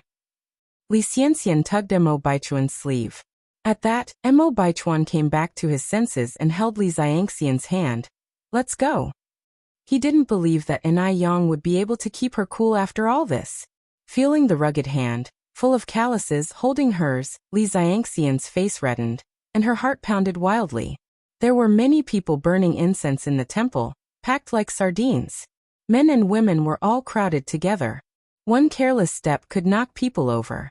Mo Qixin stood by Anai Yang's side to prevent her from getting tripped or taken advantage of. The two squeezed into the temple, donated incense money, and seriously bowed and burnt incense. Seeing Anai Yang so focused, Mo Qixin also began to take it seriously. When they were descending the mountain, the crowd had thinned. But the sun had come out, melting the snow on the mountain, making the path slippery and hard to walk. Anai Yang's shoes weren't slip-resistant. She almost slipped, but Mo Qixin caught her arm in time. Yang Yang, be careful. Thank you, Brother Mo. Anai Yang gripped his arm and cautiously stepped forward. Mo Qixin, who had long strides due to his height, walked steadily. No need to be afraid, I won't let you fall. Interestingly, on the way down the mountain, they again bumped into Mo Baichuan and Li Xianxian. As the four of them passed each other, Mo Baichuan, clutching Li Xiangxian's hand, initiated the greeting, Uncle Six. Mo Qixin nodded in acknowledgement. Mo Baichuan thought that seeing him and Li Xianxian being so affectionate would stir Anai Yang's emotions. But to his surprise, Anai Yang didn't react at all. Instead she greeted Li Xianxian with a bright smile. Mo Baichuan was irritated but maintained his poise. He put his arm around Li Xiangxian's shoulder and walked ahead briskly, leaving Anai Yang and Mo Qixin behind. Why should he always watch Anai Yang and Mo Qixin's backs? It was time Anai Yang tasted this herself. Watching the handsome profile of the man walking beside her, Li Xiangxian's face flushed with shyness. Anai Yang and Mo Qixin continued to stroll at a slow pace. Anai Yang deliberately slowed down because she really didn't want to confront Li Xianxian and Mo Baichuan, two annoying people, on this auspicious day of the year. For his part, Mo Qixin wished Anai Yang would walk even slower, as he genuinely enjoyed her company. The two walked leisurely, not speaking much, but with his heart filled with warmth and sweetness. Emo Chishan felt blissful as if he had tasted honey. At noon, Emo Chishan stayed for a meal at the Enai residence. At the dining table, Enai Tsuehua enthusiastically served Emo Chishan while piling up dishes on his plate. Xiaoma, we don't have much to offer you. Please feel free to eat anything you want. As a result, Emo Chishan, who usually had the appetite of one bowl of rice, ended up eating 3 whole bowls due to Enai Kuihua's warm hospitality. Afterwards, Enai Yang passed a cup of tea to Emo Chishan. As soon as Emo Chishan opened the lid, he could smell the sour and sweet aroma. It was hawthorn tea. The hawthorn had the effect of aiding digestion. Oh my, his wife was so thoughtful. Emo Chishan sipped his tea calmly, feeling extremely gratified. After drinking a few sips of the tea, Emo Chishan rolled up his sleeves and went to the kitchen to help Enai Yang. Chapter 280. Strolling together in the temple fair, elderly Zheng begins the investigation as Enai Yang turned her eyes to Emo Chishan. Brother Emo, please go out. The kitchen is not a place for men like you. Emo Chishan chuckled. A real man should be able to entertain in the living room and cook in the kitchen. Enai Yang chuckled lightly. Then, I will wash the dishes and you can dry them. Emo Chishan took the dish from Enai Yang. Or I should wash the dishes and you can dry them. He thought, how could he let his wife do the dirty and exhausting work of washing dishes? In her previous life, Enai Yang had never dated a man, so she didn't know what her feelings towards Emo Chishan were. But she knew, if it were any other man, she'd refuse without hesitation, and she certainly wouldn't let him get this close. Could it be love? Enai Yang suddenly wondered in her heart. She glanced at Emo Chishan, seeing him concentrating on washing the dishes. The dim light in the room cast a halo on him, making him look noble and mysterious. Even washing dishes didn't affect his aura. Enai Yang felt her ears turn slightly red. She suppressed those strange thoughts in her heart and continued drying the dishes. As it was approaching evening, Emo Chishan suggested saying goodbye. He had been at the Enai family's home all day long. If he stayed longer, the elders would think he was too thoughtless. Enai Yang held little Enai Yun and walked him to the door. Yun Yun, say goodbye to brother Emo. Little Enai Yun obediently waved at Emo Chishan. On the second day of the Chinese New Year, Enai Yang took Enai Tsuehua to the city, planning to buy some houses in the city center. The mother-daughter duo looked neat and pretty, and were warmly welcomed as soon as they arrived at the sales office. Enai Yang chose a high-end community. The price of each square meter was 122 yuan. The saleswoman introduced from behind. The light in this house is excellent. It's north-south oriented, warm in winter and cool in summer. You can feel it now. The temperature inside is at least 10 degrees higher than outside. Enai Yang was looking at a house on the first floor. When opening the balcony door, she could see that a small garden of about 10 square meters was included outside the balcony. Seeing the small garden, Enai Kuihua's eyes lit up, and she said with a smile, "This small garden is nice. You can even grow vegetables here." Grow vegetables? The saleswoman, who had been hoping to sell a house, was discouraged. Who among those rich enough to buy a house would want to grow vegetables? It became clear that these two women were not here to buy a house, but to put on airs. She sighed. All her efforts were in vain. As she thought so, the enthusiasm of the saleswoman was doused. She treated the mother and daughter with indifference, and her face expressed disgust. At that moment, a new colleague was passing by. The saleswoman took her by the hand, lowered her voice and said, Xiaofeng, I have 2 customers here for you to practice." Lu Xiaofeng was puzzled. "Sister Yuan Man, why don't you handle them yourself?" Li Yuan Man was straightforward. "These 2 obviously can't afford a house. I don't want to waste my time on them. I have to go now." Lu Xiaofeng smiled and said, "Okay, thanks Sister Yuan Man." She was a new employee and could be fired if she didn't do well. Lu Xiaofeng really had no reason to refuse. Enai Yang didn't notice that the saleswoman had been replaced in a short while. She turned around and asked with a smile, "How many units per floor do you have in this building?" Lu Xiaofeng was still enthusiastic and explained, "There are 2 units on each floor of this building, and the number 8 block next to it has 4 units per floor." Enai Yang nodded and then said, "Oh, by the whole 1st to 3rd floor then." "By the whole 1st to 3rd floor?" Lu Xiaofeng almost thought she was hallucinating. You're not joking with me, are you? There are 6 units on the first to third floor. The total of these 6 units is over 600 square meters, which is nearly 70,000 yuan. Could this little girl really pay 70,000 yuan? And Yang smiled and said, Don't worry, I'm not joking. Let's go and sign the contract.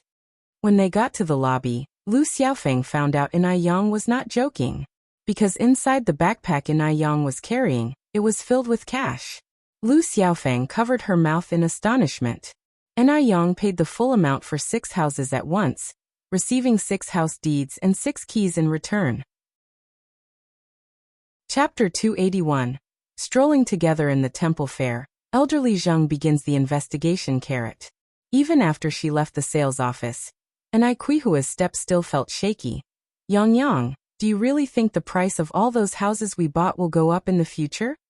A good 75,000 yuan we are talking about. If I said it didn't hurt a bit, it would be a lie.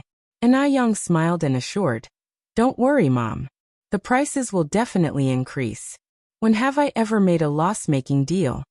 Based on the price of tens of thousands per square meter in the later years, the 6 houses she bought today could be sold for over 90 million in the future.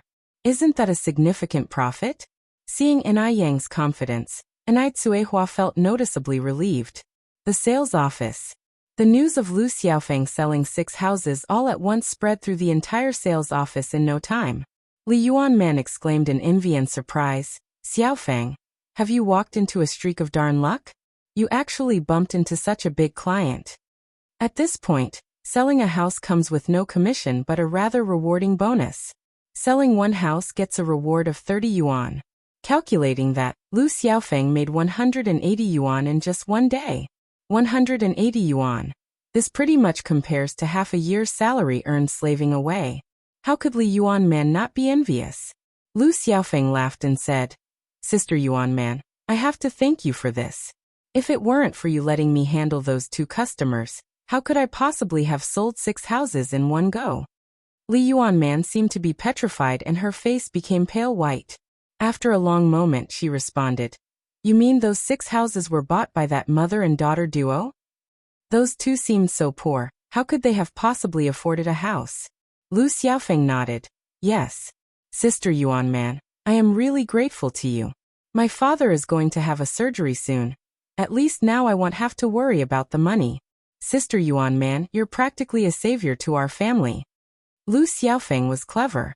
She didn't want Li Yuanman to come to her later asking to borrow money, so she deliberately shut her up in advance.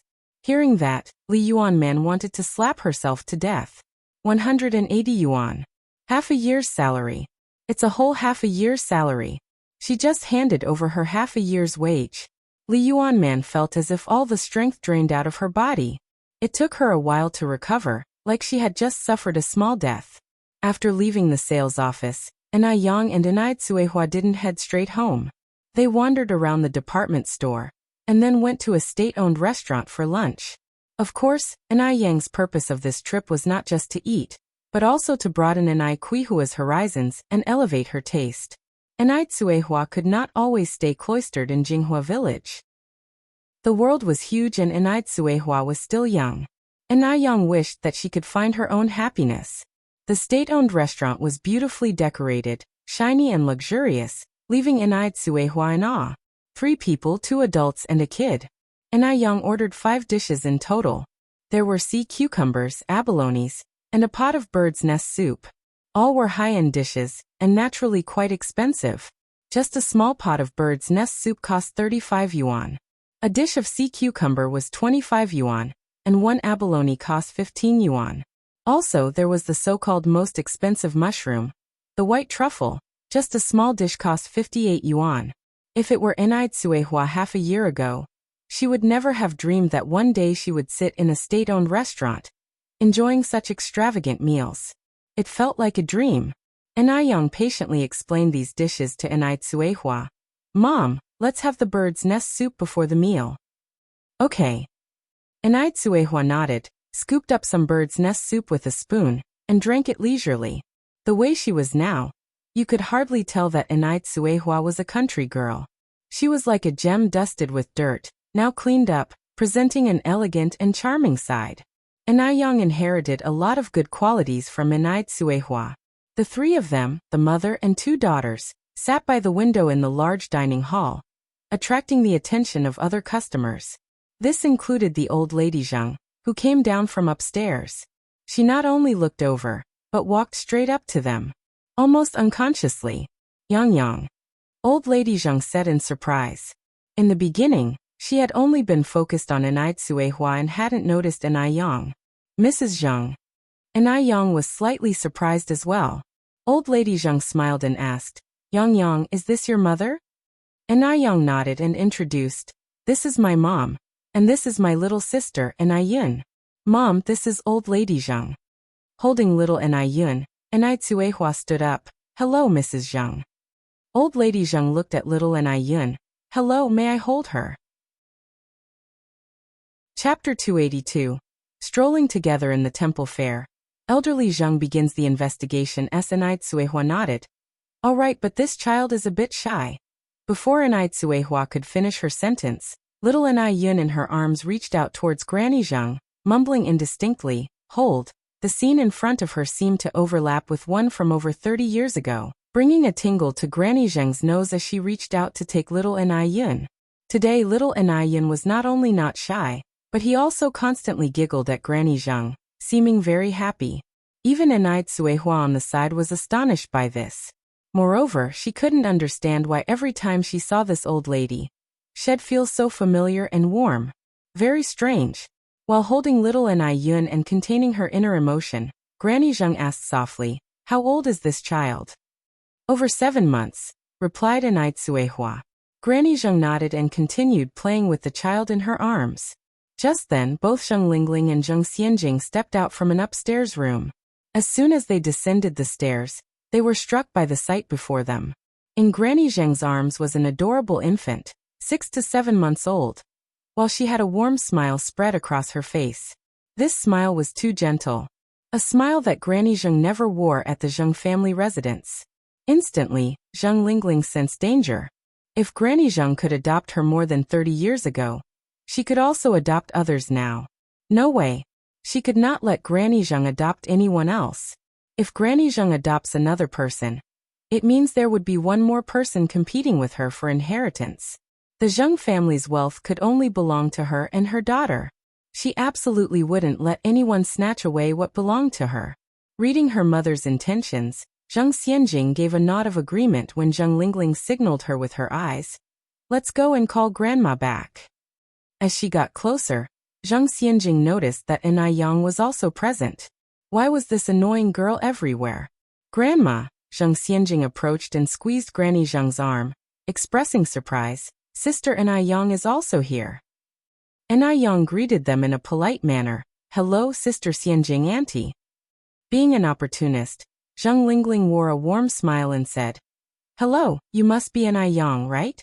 My mother always praises you. I'm glad to finally see you in person. Upon finishing, she turned to Granny Zhang. Mom, it's getting late. Shall we go home? Granny Zhang held little Enai Yun and looked at Zhang Lingling. Lingling, don't you think this child is very cute? Actually, there was another sentence that Granny Zhang didn't say out loud. This child really looked like Tingting when she was young. Zhang Lingling nodded with a smile. Yes, he's adorable, looks a lot like Enai Yang. Seeing that Granny Zhang was unwilling to let go of little Enai Yun, Zhang Xianjing suggested, Grandma, let's hurry up, Uncle Lu has been waiting outside for a long time. Uncle Lu was the Zhang family's driver. Hearing this, Granny Zhang finally let go of little Enai Yun and handed him back to Enai Tsuehua. Enai Yang's mom, Enai Yang, will be heading home now.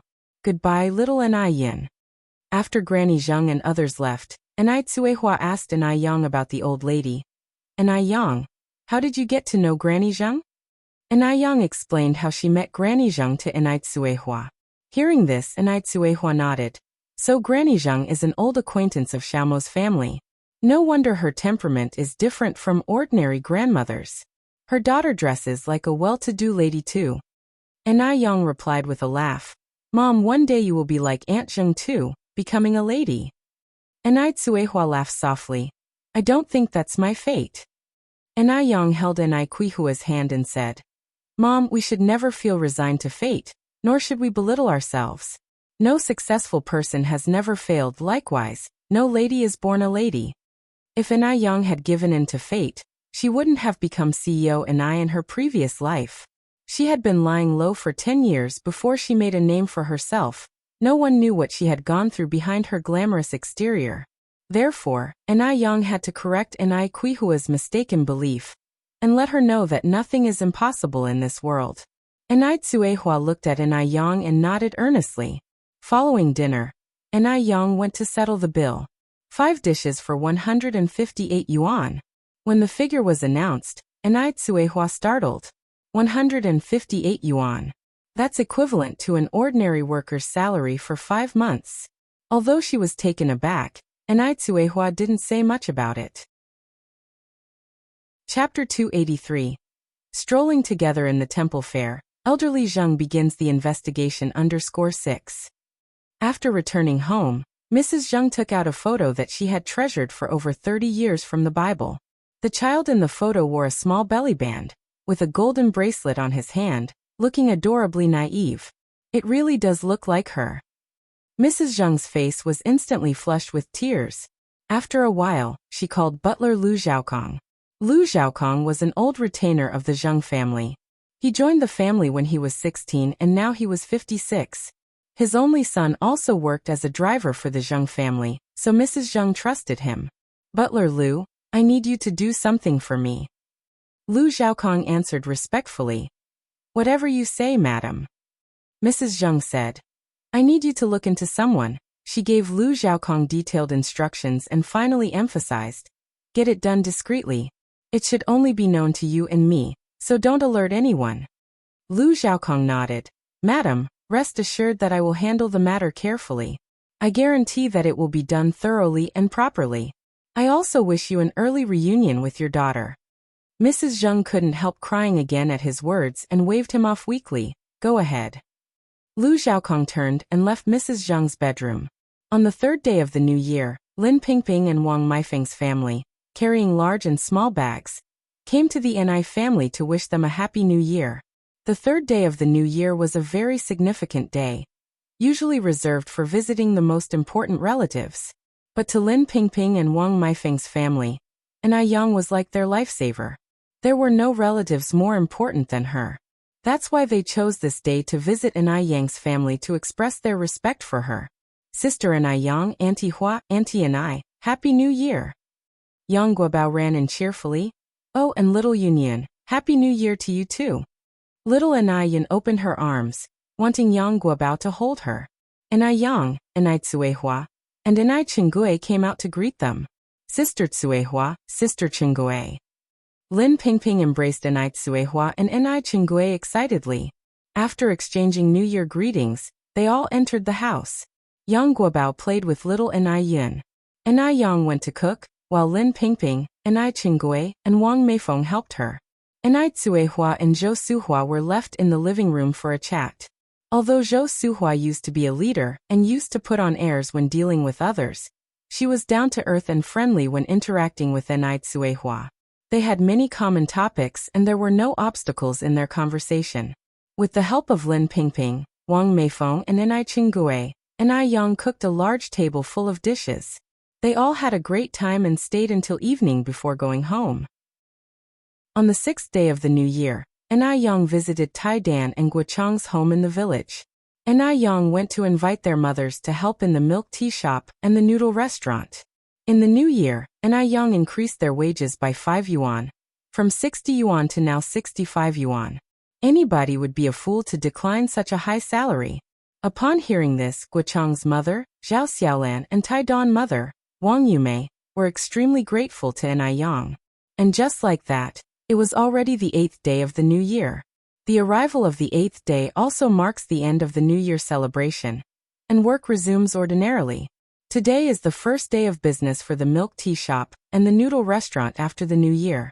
In the morning, when Enai Yang arrived at her shop, she set off 2 strings of firecrackers to signify prosperity and wish for a successful year from start to end. The business on the first day of the new year was booming. Everyone had been feasting for 8 days straight, and they now just wanted to eat to their heart's content. There were cheerful laughter inside and outside the shop. Since coming to work in the morning, Zhou has been staring blankly outside the door, as if eagerly looking forward to something.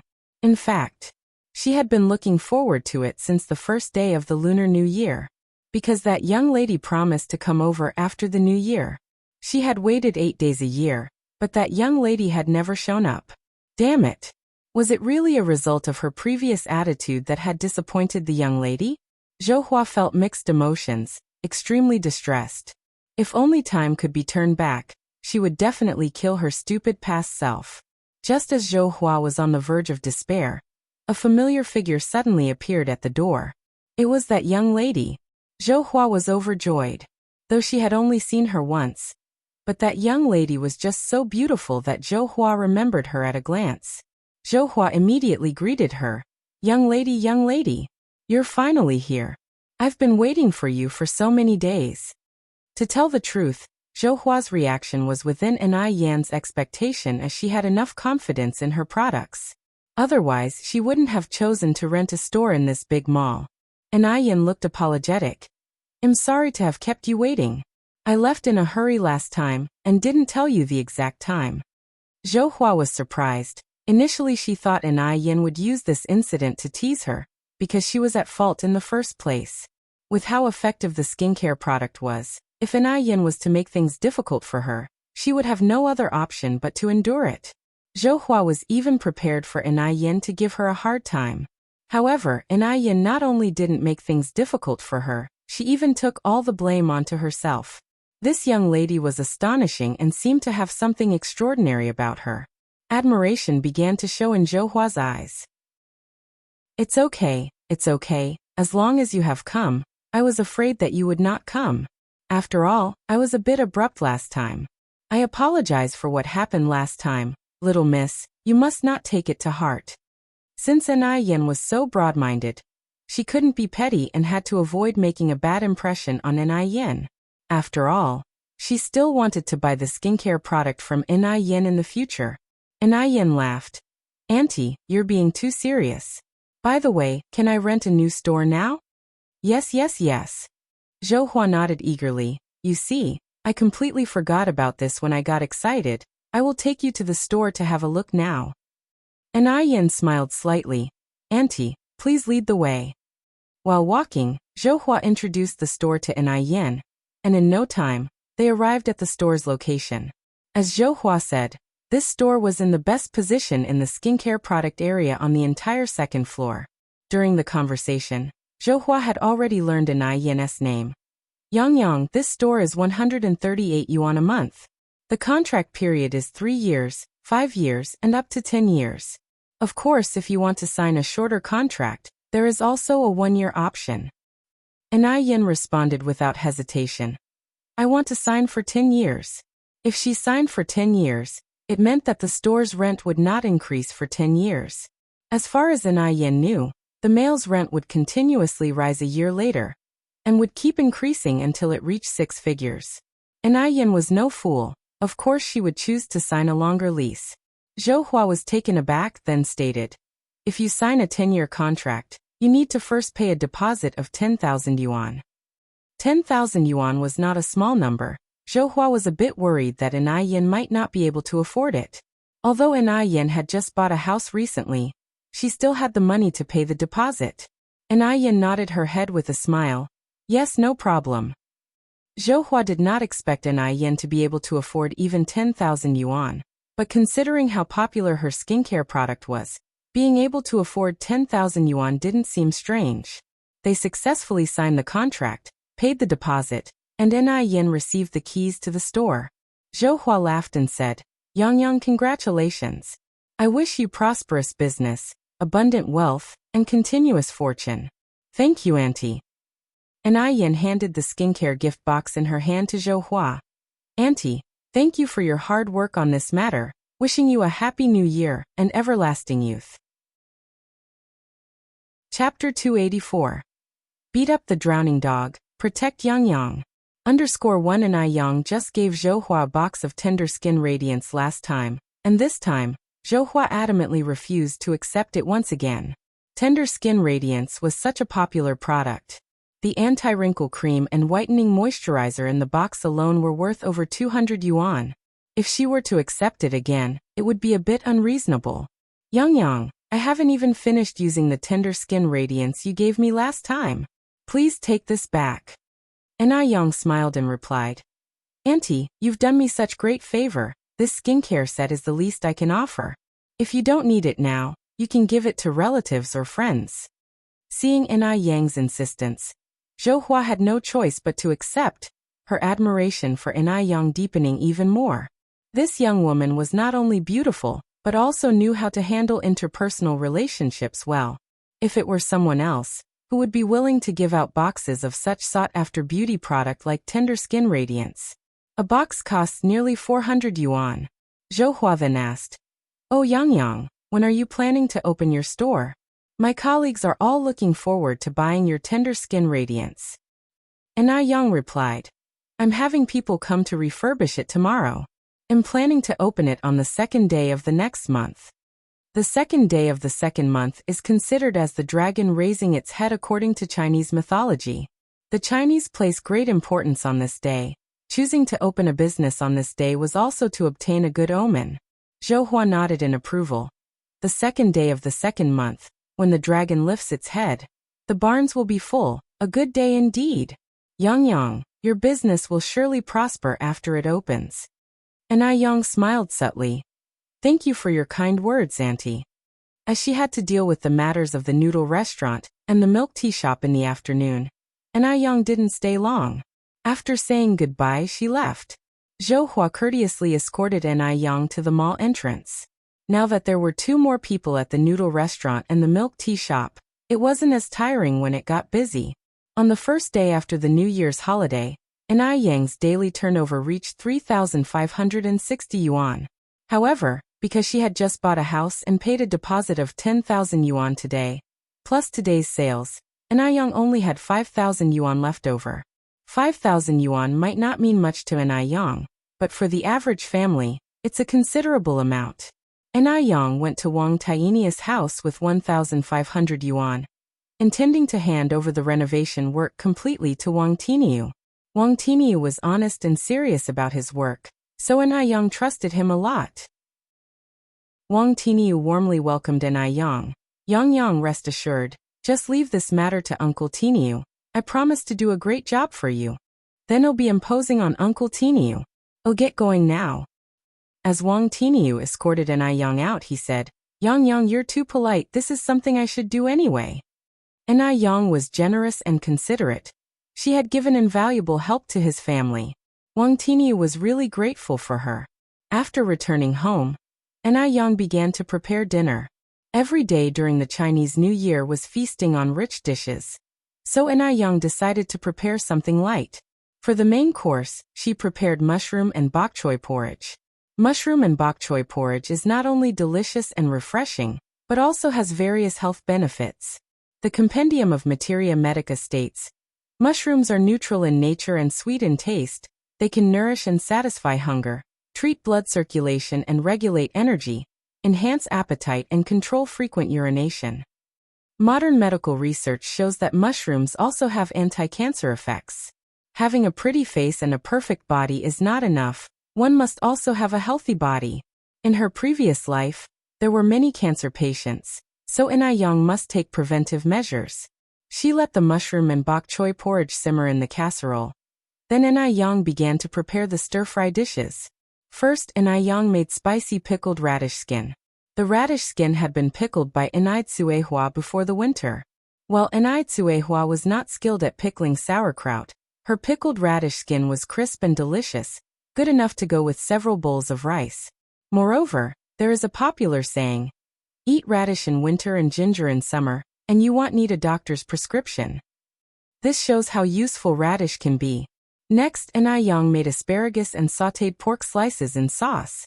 According to traditional Chinese medicine, asparagus not only has the effect of treating spleen and stomach heat, thirst, urinary incontinency, and urinary tract pain, but also has the effect of treating hair loss and dry hair caused by blood dryness.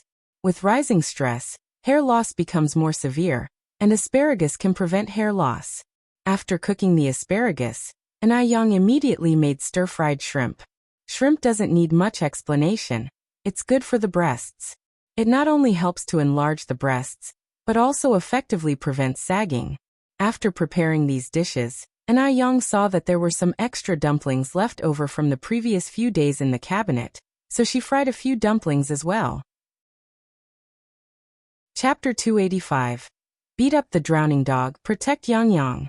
_2. Including the pan-fried dumplings, there were altogether 4 dishes. They were light and delicate, effectively eliminating the greasiness that had been accumulating in Inai Chingue and Inai Quihua's stomachs for the past few days, making them feel pleasantly relaxed. Auntie Inai, I have something to discuss with you. Putting down her chopsticks, Yang looked up at Inai Chingue. Inai Chingue smiled and said, "What is it, Yang?" Yang continued, "I've recently rented a shop in our city's Olay Mall, planning to open a physical store for crystal clear beauty." "That's great news," exclaims Inai Chingue. "Your crystal clear beauty products are so popular now. I'm sure the physical store will do very well too." Seeing Inai Yang's business growing bigger and bigger, Inai Chingue was genuinely happy for her. Inai Yang said, "Auntie, I want to hire you as the store manager." She had been considering this for a long time. Inai Chingue was skillful and business-minded. That's why she was able to sell Inai Yang's crystal clear beauty products so well. What's more, Inai Yang completely trusted Inai Chingue. If she had to leave the shop to someone else, she wouldn't be at ease. Store manager? Inai Chingue was initially taken aback before laughing. Yang, I appreciate your trust in me, but I might not be suited for the job." She couldn't possibly be a store manager. In her current job, she was just a clerk. Her everyday tasks were filing forms and answering phone calls, not exactly high-skilled work. Inai Chingue genuinely feared she wouldn't be suitable. "Auntie Inai, you can do it," Inai Yang said earnestly. "You know crystal clear beauty better than anyone aside from me. Moreover, I don't have anyone else I can trust. Auntie, if you don't help me, then no one will." Originally, Inai Chingue was going to continue rejecting the offer, but Inai Yang's last sentence made her hesitate. Since Inai Yang trusted her so much, she couldn't let her down. "All right, Yang. If you insist, I'll give it a go." After a moment, Inai Chingue added, "But I might not be able to start right away. I have to give my current employer a month's notice." Inai Yang smiled. "There's no rush, the shop is still being renovated. We're looking to open on the 2nd day of next month." "That's good." Inai Yang then took out a prepared contract. "Auntie Inai, if you agree with the terms, let's sign the contract." Inai Chingue took the contract and was taken aback by its contents. Yang, why is my salary so high? 208 yuan a month." The contract also stated that for every skincare product she sells, she would get a 50-cent commission. Judging by the popularity of crystal clear beauty, she could easily earn 400 to 500 yuan a month. For to 500 yuan a month, it was a salary Inai Chingue couldn't even dream of. Inai Yang laughed. "Because you're worth the high salary, Auntie Inai. Finding a good business partner isn't easy. If this were another time and place, Inai Chingue would definitely be a top salesperson." Inai Yang knew how to win people over, and was willing to invest in them. Inai Chingue said, "No way, Yang. Your salary offer is too high. I can't accept it. If you insist on this, I won't feel comfortable signing the contract." Even though Inai Chingue liked money, she felt undeserving of such a high salary. Inai Yang's money didn't come easy.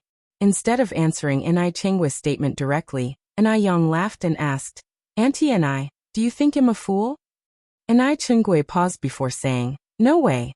Yang, how could you be a fool? If you were, there wouldn't be any smart people left in the world." Inai Yang faintly smiled. "Exactly because I'm not a fool, I wouldn't make a loss. That's why I'm offering you this salary. It's because you are truly worth it. Auntie Inai, if you refuse again, you're just being unnecessarily distant. Auntie Inai, surely you would prefer to not let me hire a stranger?" Inai Yang had made her point so strongly, it would be pointless to refuse any longer. Inai Chingue laughed and said, All right, I'll sign. With that, Enai Chingue signed her name on the contract. After the contract was signed, Enai Yang said, "Auntie and I, having only you as the store manager won't be enough for the skincare shop. We need to hire 3 more salespeople. If you know anyone suitable, you can sign the contract directly with them. The salary will be 60 yuan a month." Chapter 286. Beat up the drowning dog, protect Yang. _3. Enai Chingue nodded. Sure, Aunt can be responsible for it. Considering the high salary Enai Yang paid her monthly, she ought to take responsibility. On the 9th day of the year, Enai Yang's skincare shop began its formal renovations. A 60 square meter shop, with a renovation period of 21 days. Since a physical store was being opened, the production of whitening, moisturizing creams, and wrinkle creams would naturally have to increase. Therefore, Enai Yang planned on adding 100 more boxes to the initially planned 30.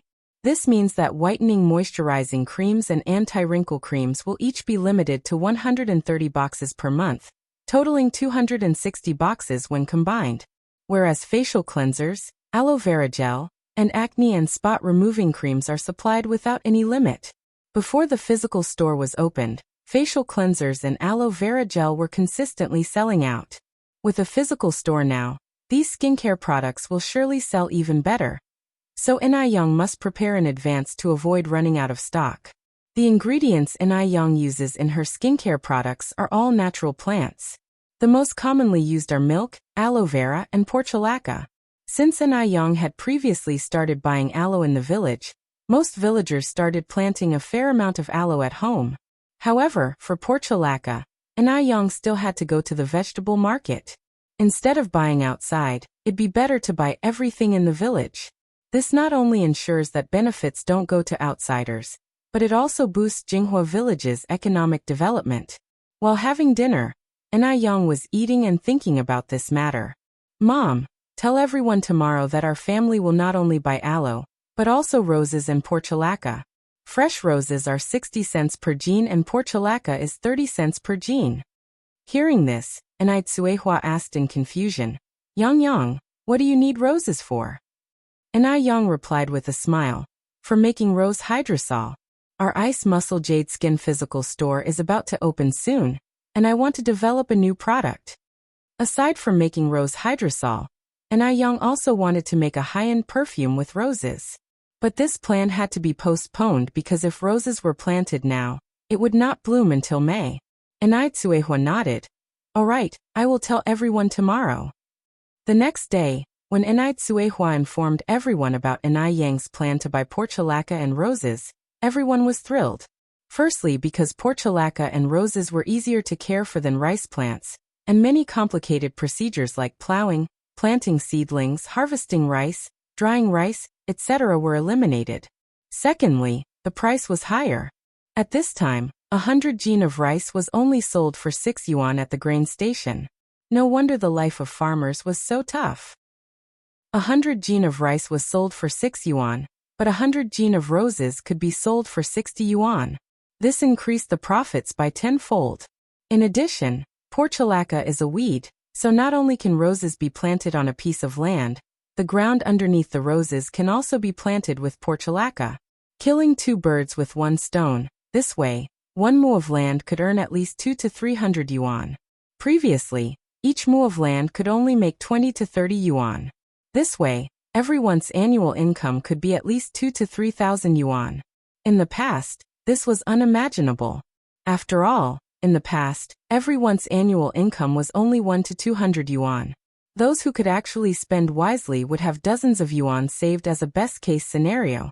After Enai Tsuehua left, everyone exclaimed that Enai Tsuehua must have accumulated good karma in her past life to have such an excellent daughter as Enai Yang in this life.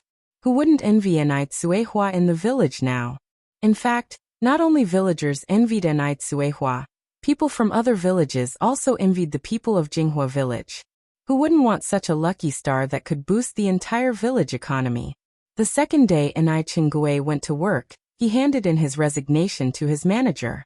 At this time, being a clerk at the tram company was equivalent to being a public servant in the future, indeed a stable job. There was even a retired pension. Therefore, his colleagues could not understand why Enai Chingui wanted to resign. Jialan, a colleague who got along well with Enai Chingui, said, "Chingui, if you regret it now, it's not too late. How could you give up such a stable job so easily?" Enai Chingui laughed. "Xiaolan, I don't regret it." Jialan sighed. Enai Chingui continued, "Xiaolan, why don't you quit too? Then come to work with me. The salary is double what you're making here." Jialan widened her eyes incredulously. "Chingui, have you gone mad? You're actually asking me to work for an individual business operator." Working for an individual business operator was already considered the lowest level job. One can only imagine how humble it must have been to work for one. Chapter 287. Beat up the drowning dog, protect Yang Yang. _4. Jialan had a great sense of self-respect. She could not afford to lose face in this way. To each his own, Enai Chingui wasn't upset. He laughed and said, "What's wrong with being a sole proprietor? The skin whitening and moisturizing cream you love to use was invented by a sole proprietor. Without them, would you have access to such great products?" Jialan continued, "That's different. I would never work for a sole proprietor." Enai Chingui said, "The opportunity won't come again once it's gone. Are you sure you want reconsider?" Jialan said, "No need to reconsider. Even if I don't care about face, our family's old Zhang does." Hearing this, Enai Chingui seemed to recall something, and then asked, "Oh right, Xiaolan, did you ask your husband about that thing I asked you to check?" Jialan replied, "I did. Old Zhang said he'll check with his supervisor after school starts. The policies change every year. He can't confirm right now whether they will accept transfer students in senior year." Jialan was a responsible person. Once she promised something to Enai Chingui, she made sure to fulfill it thoroughly. Enai Chingui nodded. "You must take this matter seriously. Our relative's child is waiting to take the college entrance exam next year." "Sure." Jialan continued. "Speaking of, how old is that child of your relatives this year? Are they old enough to take the exam? Boy or girl? Are they smart?" 18. Enai Chingui continued. "It's a girl. Let me tell you, there's no smarter child around for miles." Jialan just thought Enai Chingui was bragging and chuckled. "Rest assured, I've got this covered." Enai Yang didn't go to the noodle restaurant or the milk tea shop today. Instead, she stayed home studying eye cream formulas. The rose extract couldn't be made in a short time, so she had to create a new product to prepare for the grand opening. She planned to offer some promotional giveaways on the opening day. This way, she could win people's hearts and gain customers. Why not? It took Enai Yang 3 whole days at home to invent an eye cream intended to lighten dark circles. After she developed the product, as always, she first gave it to the people close to her to try before officially selling it. Time flew by and half a month had passed. The opening day of the skincare shop was approaching. On February 2nd, the day of the dragon's head erected. On the day when her skincare shop, Flawless Fair Skin, opened, Enai Yang did not show up as the boss. She left everything to Enai Chingui. Knowing that Flawless Fair Skin was opening on February 2nd, Zhou Hua came early in the morning. She didn't come empty-handed, she brought a gift. Enai Yang had been so kind to her, she couldn't afford to be stingy in return. "Is Yang Yang here?" The 3 young girls in the store looked at each other, all puzzled. They had never met Enai Yang, so they naturally didn't know who Yang Yang was. Just then, Enai Chingui came out from inside. "Hello, are you the Miss Zhou that Yang Yang has mentioned?" Enai Yang had told Enai Chingui about Zhou Hua being smart. Enai Chingui knew that Zhou Hua had a unique position and could help Enai Yang in the future. She was not to be offended. Zhou Hua nodded. "Yes, I am. And you are?" Enai Chingui said with a smile. "I am the store manager here, and also Yang Yang's aunt. Yang Yang told me all about you this morning. How you've helped her out a lot. She said I have to thank you properly when I see you." Zhou Hua shyly replied. Yang Yang is too polite. I didn't help her much at all. On the contrary, she helped me a lot. You have no idea how bad my skin used to be.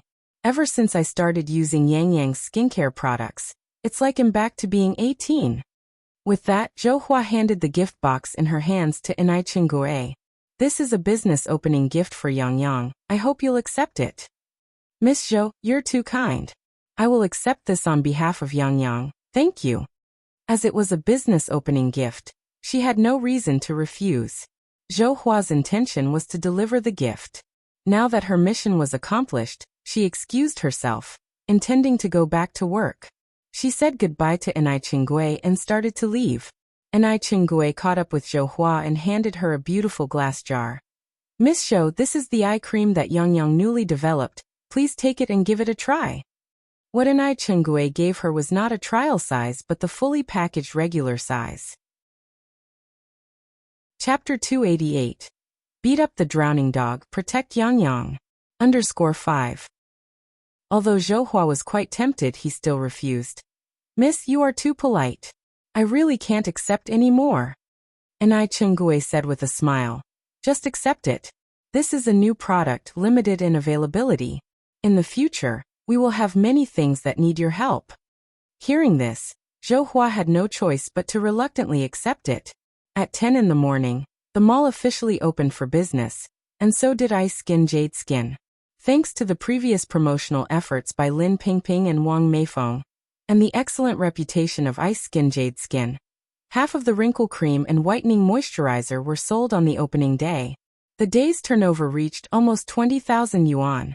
The turnover from just the whitening moisturizer and the wrinkle cream was more than 14,000 yuan. The rest came from the sales of facial cleanser and other skincare products. The second day was not as strong as the first day with a turnover of over 5,000 yuan. The third day was over 8,000 yuan. As more and more people found out about the physical store of Ice Skin Jade Skin, within a week, the 260 boxes of whitening moisturizer and wrinkle cream were sold out. The business at the physical store was getting better and better. However, Enai Yang did not increase the production of wrinkle cream and whitening cream. After all, things are precious when scarce. Although the whitening cream and wrinkle cream were sold out, other products like facial cleanser and aloe vera gel sold well, maintaining a daily turnover of around 3,000 yuan. As a large amount of skincare products were needed every day, and Enai Tsuehua alone couldn't handle it, so Enai Yang hired 2 young women from Jinghua village to help, paying them 2.5 yuan per day. In mid-February, Enai Yang completed the house design drawings and started to hire people to build the house. Enai Yang took the drawings to Wang Tiniu. Although Wang Tiniu didn't know many characters, he was an excellent bricklayer. He understood the design drawings at a glance and exclaimed, Yang Yang, not only is your design beautiful, it's also very scientific. The house you're going to build will definitely be beautiful. Wang Tiniu had built many houses, but this was the first time he knew that a house could be built so beautifully. He didn't expect that Enai Yang, an 18-year-old girl, had broader experience and knowledge than an adult like him. It's truly remarkable. Wang Tiniu silently admired, and also decided in his heart that he would build such a house when he had the money in the future. Thanks, Uncle Tiniu, said Enai Yang. By the way, how much does it cost to build a house like this? How long should the construction period last? Wang Tiniu did a rough calculation and replied, Yang Yang, prepare around 20,000 yuan. The structure of your house is a bit complex. It will probably take about 4 to 5 months to complete. Enai Yang nodded. Okay, no problem. Then Uncle Tiniu, let's start work tomorrow. All right. Early the next morning, Wang Tiniu brought his workers. To invite good fortune, Enai Yang set off a long string of firecrackers. After setting off the firecrackers, Enai Yang gave each worker a pack of Dakiamin cigarettes. Although other workers would also distribute cigarettes, they would hand them out one by one. It was unusual for someone like Enai Yang to distribute them by the pack. Everyone exclaimed that Enai Yang was indeed very generous. At noon, Enai Yang prepared a big table full of dishes, including fish, meat and chicken. It was even more sumptuous than the New Year's meal. These workers are labor-intensive, and if they don't eat well, they simply have no energy to work. Enai Yang has never been the stingy type. People are reciprocal. If you treat me well, I will reciprocate. Not only does Enai Yang offer high wages, she also provides a wonderful meal. Naturally, they wouldn't dare disappoint Enai Yang in their work. They would work hard and conscientiously, as if they were doing the work of 3 people. Looking at Yang opening a noodle restaurant and a milk tea shop, Sun Chuanxiang was burning with envy. If robbery wasn't illegal, she would love to just take all of Yang's money. But now, she has a way to get the secret formula. Sun Chuanxiang carefully observed that at around 2 p.m. every day, Wang Jinfang would come to the dump to dump rubbish once. Wang Jinfang is stingy and greedy, so Sun Chuanxiang targeted her. At 1:50 p.m., Sun Chuanxiang came to the dump. By 1:58 p.m., Wang Jinfang arrived carrying 2 large bags of garbage. Sun Chuanxiang immediately stepped forward, enthusiastically took the garbage bags from Wang Jinfang's hand. Big sister, you're here to dump the garbage again? Chapter 289. Beat up the drowning dog, protect Yang. _6. Wang Jinfang looked at Sun Chuanxiang apprehensively. Who are you? Sun Chuanxiang smiled and said, my last name is Sun, my family shop is right on the snack street next door. Upon hearing that the person was also a businesswoman, Wang Jinfang's caution faded quite a bit. Sun Chuanxiang continued. I noticed that your shop has been busy until now.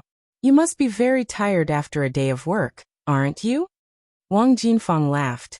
It's okay, I'm not too tired. It's just a bit of handwork, much easier than farming. Besides, the salary that Yang gave was high, she didn't feel the slightest bit tired. How can it not be exhausting with such heavy work? Sun Chuanxiang sighed and continued. Money is hard to earn these days. If it wasn't for providing for the family, which of us women would be willing to expose themselves like this? These words really hit Wang Jinfang's heart.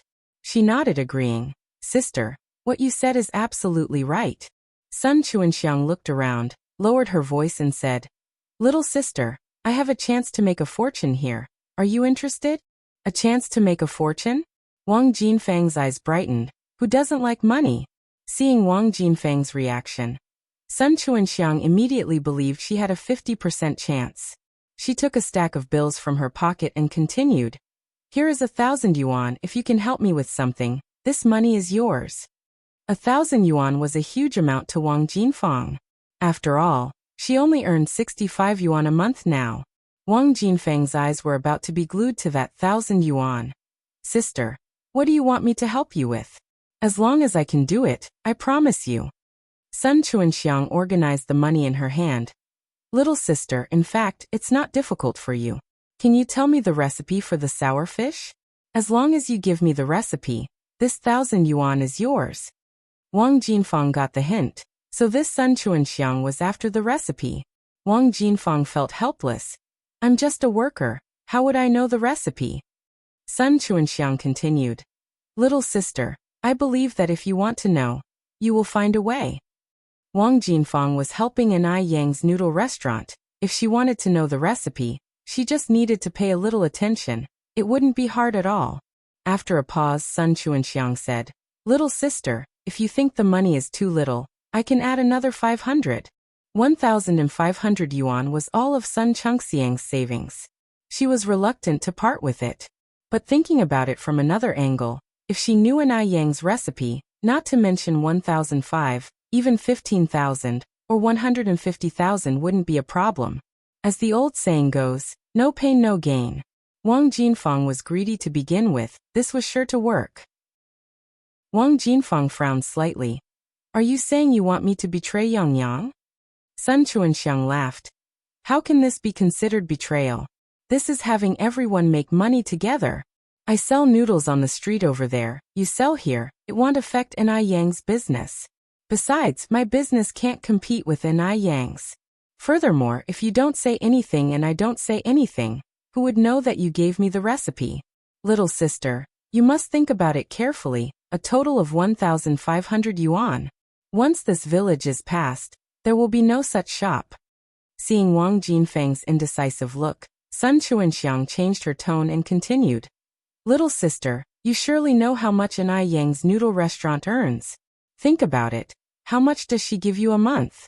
This young girl Yang has absolutely no conscience. Could she earn that much money in a day without you? In my opinion, she should at the very least give you a monthly salary of 1,500 yuan. Since she is so heartless, you don't have to be generous to her. Sun Chuanxiang may lack many skills, but she's absolutely proficient at distorting facts and sowing discord. Seeing that Wang Jinfeng's complexion sinking more and more, the smile on Sun Chengxiang's face deepened. It was about time that contemptible girl in Ai Yang got her comeuppance. Wang Jinfeng pushed Sun Chuanxiang away and cursed. Go away, you nasty piece of shit. Shameless. With such poor skills as yours, you're trying to sow discord in front of me? Don't think that I don't know what you're up to. You're just jealous of Yang Yang. You want to steal Yang Yang's business. 1,500 yuan? Even if you give me 15,000 yuan, I wouldn't do such a filthy act as betraying someone. Chapter 290. Beat up the drowning dog, protect Yang Yang. _7 Sun Chuanxiang didn't see it coming, and was pushed straight to the ground by Wang Jinfeng, her joints aching from the fall. And that wasn't all. Before leaving, Wang Jinfeng spat on Sun Chuanxiang and sneered. Pa! Cheap tramp. Although Wang Jinfeng loved money, enjoyed taking advantages, playing little tricks, and behaved shrewdly and aggressively, it could never be possible for her to betray Ai Yang. Ai Yang was their village's lucky star. She may betray anyone, but not Ai Yang. Not only would she not betray Ai Yang, but she would also keep an eye on the business for her, guarding against anyone who might betray Ai Yang out of greed or temptation.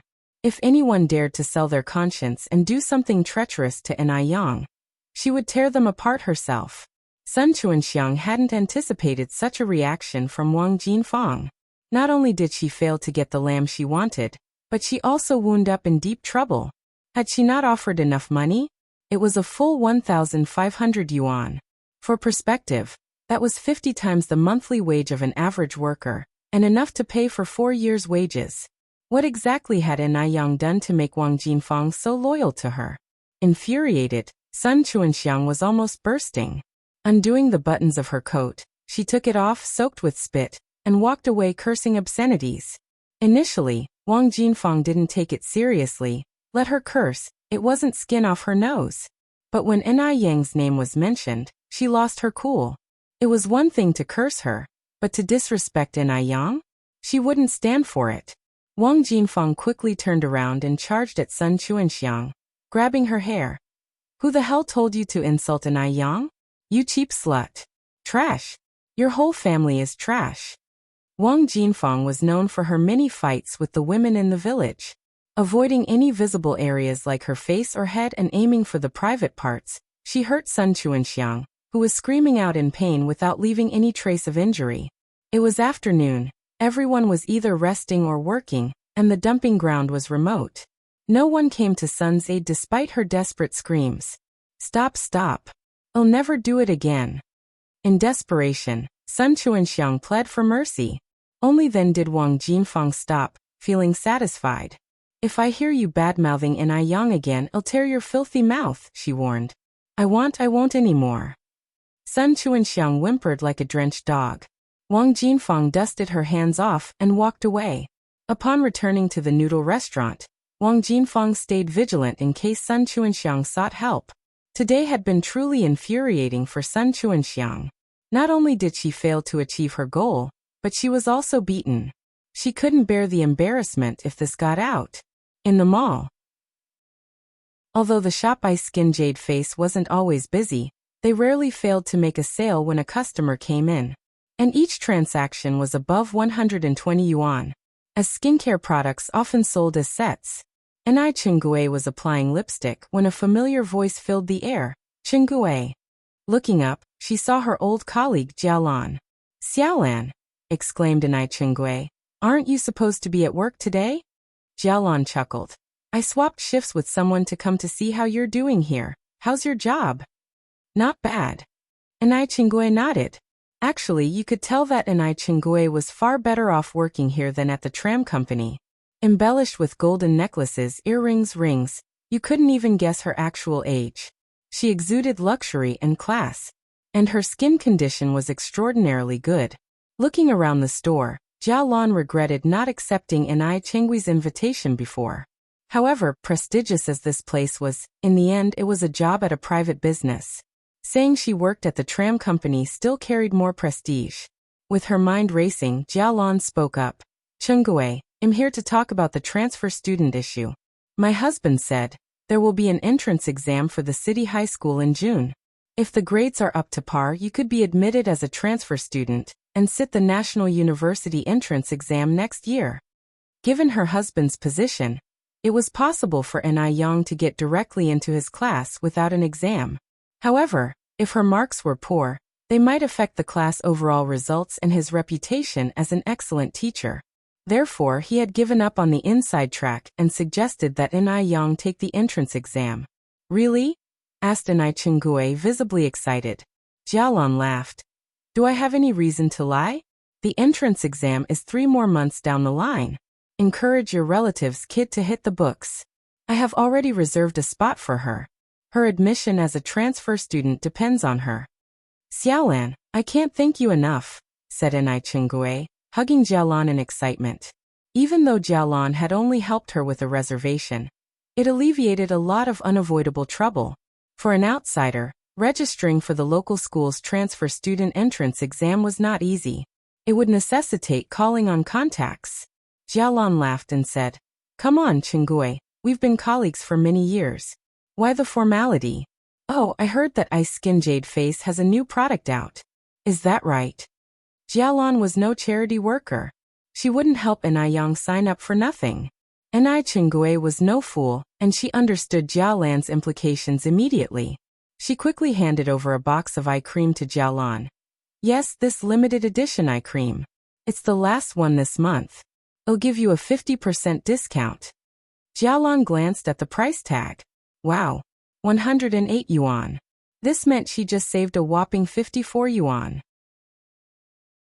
Chapter 291. Popular Ice Skin Jade Skin. Sun Dalian's unknown past _1. The most important thing is, this eye cream is so popular. Other wealthy people can't buy it. But not only did she manage to buy it, she even got it 54 yuan cheaper. Jialan happily handed over the money. Chengui, thank you so much. Whenever Bingji Yufu releases a new product, you must let me know. Jialan is now a huge fan of Bingji Yufu. As soon as a new product comes out, no matter how expensive it may be, she will buy it. Ni Chengui laughed. Sure thing, just relax. As soon as a new product is available, I'll set it aside for you. Jialan put the eye cream in her bag and then said, Right, Chengui, I told our old Zhang about this. He said the examination for transfer students this year is particularly difficult, especially for English and mathematics. At this time, English had just been incorporated into the college entrance examination for a short period. Therefore, the English foundation of the people was generally not good, and the awareness of studying English was not very high. Many people with excellent academic performance had tripped over it before they knew it. This English thing has to start from a young age. Cramming won't work. That's why Jialan's husband was reluctant to accept Ni Yen, who was from the countryside. One of the reasons was that he doesn't think a little girl from the countryside will be able to do English examination papers. Therefore, he preferred to give up a student rather than risk lowering the college admission rate. Ni Chengui nodded. Okay, I'll tell Yang Yang as soon as I get home. That night, after Ni Chengui returned home, she told Ni Yen about this. Ni Yen exclaimed in surprise, Really, Auntie Ni? Can I really take the exam in June? Ni Yen had also consulted about transfer students in school before the new year. However, at that time before the new year, the relevant policy had not yet been issued, and it was particularly difficult for foreigners to register. Ni Yen had many documents she didn't have ready, so it was delayed for a while. She didn't expect Ni Chengui to bring her good news. Ni Chengui nodded. Really, my colleague has already registered for you. Auntie Ni Yen exclaimed happily. Thank you so much. Ni Chengui chuckled. Child, why are you being so formal with your aunt? After her words, Ni Chengui continued. Right, Yang Yang, my colleague said this year's English and mathematics are both very difficult, so be careful. Ni Yen nodded. Okay, Auntie Ni. With Ni Yen's background from her previous life, English and mathematics weren't a big deal for her, but she did need to review some knowledge points. After all, a good memory isn't as good as a bad pen. The next day, Ni Yen went to Gooden's house. Gooden's older brother is called Li Fugue, nicknamed Gosheng. He is the same age as Enai Yen, currently in his senior year of high school, and will be taking the college entrance examination in June. When Enai Yen went, Li Fugue was sitting on the doorstep reviewing his lessons. Because the light in the house wasn't very good, and he didn't want to waste electricity by turning on the light during the day, he decided to study outside the house. Gosheng. Yang. Gosheng looked up at Enai Yen. Although Gaosheng's name sounds a bit unpleasant, he was actually quite handsome. He had thick eyebrows and big eyes, was tall as a northerner should be, a complete pretty boy. Come inside and have a seat. Gosheng stood up and led Enai Yen into the house. Once inside the house, Gosheng was busy making tea for Enai Yen, but Enai Yen said with a smile, "Gosheng, you don't have to be so busy, I came to borrow something from you." Gosheng asked, Yang, what do you need to borrow? Can I borrow your senior year textbooks? Enai Yen continued to ask. Sure. Gosheng nodded and then asked, Yang, are you thinking of taking the college entrance examination this year? Gosheng was a smart lad, and he guessed Enai Yen's intention right away. He didn't worry about Enai Yen at all. For someone as talented as Enai Yen, the college entrance examination was no big deal. After all, Enai Yen was the pride of their whole village. Enai Yen explained, "It's too late for this year. I want to take the city high school's transfer student exam, then take the college entrance exam next year." Gosheng nodded, fetched a big stack of textbooks and revision materials from the house. Yang, is this okay with you? Enai Yen flipped through the textbooks with her hand. It is, thank you, Gosheng. It's no bother, Gosheng scratched his head shyly. These books have been sitting around at home anyway. You can use them as long as you want. It's normal for Gosheng to feel shy in front of such a beauty like Enai Yen. However, other than feeling shy, he didn't have any other thoughts. Gosheng was a very rational person, a person who was particularly self-aware. Chapter 292. Popular Ice Skin Jade Beauty, The Unknown Past of Sun Dalian _2. Well, I'm leaving then, Gosheng. The stack of books was quite heavy, weighing at least 10 to 20 pounds. Gosheng was about to offer to help Enai Yang carry them home when he saw her easily lift the stack with one hand and stroll off as if the books weighed nothing at all. She was stronger than he expected. Gosheng marveled in silence.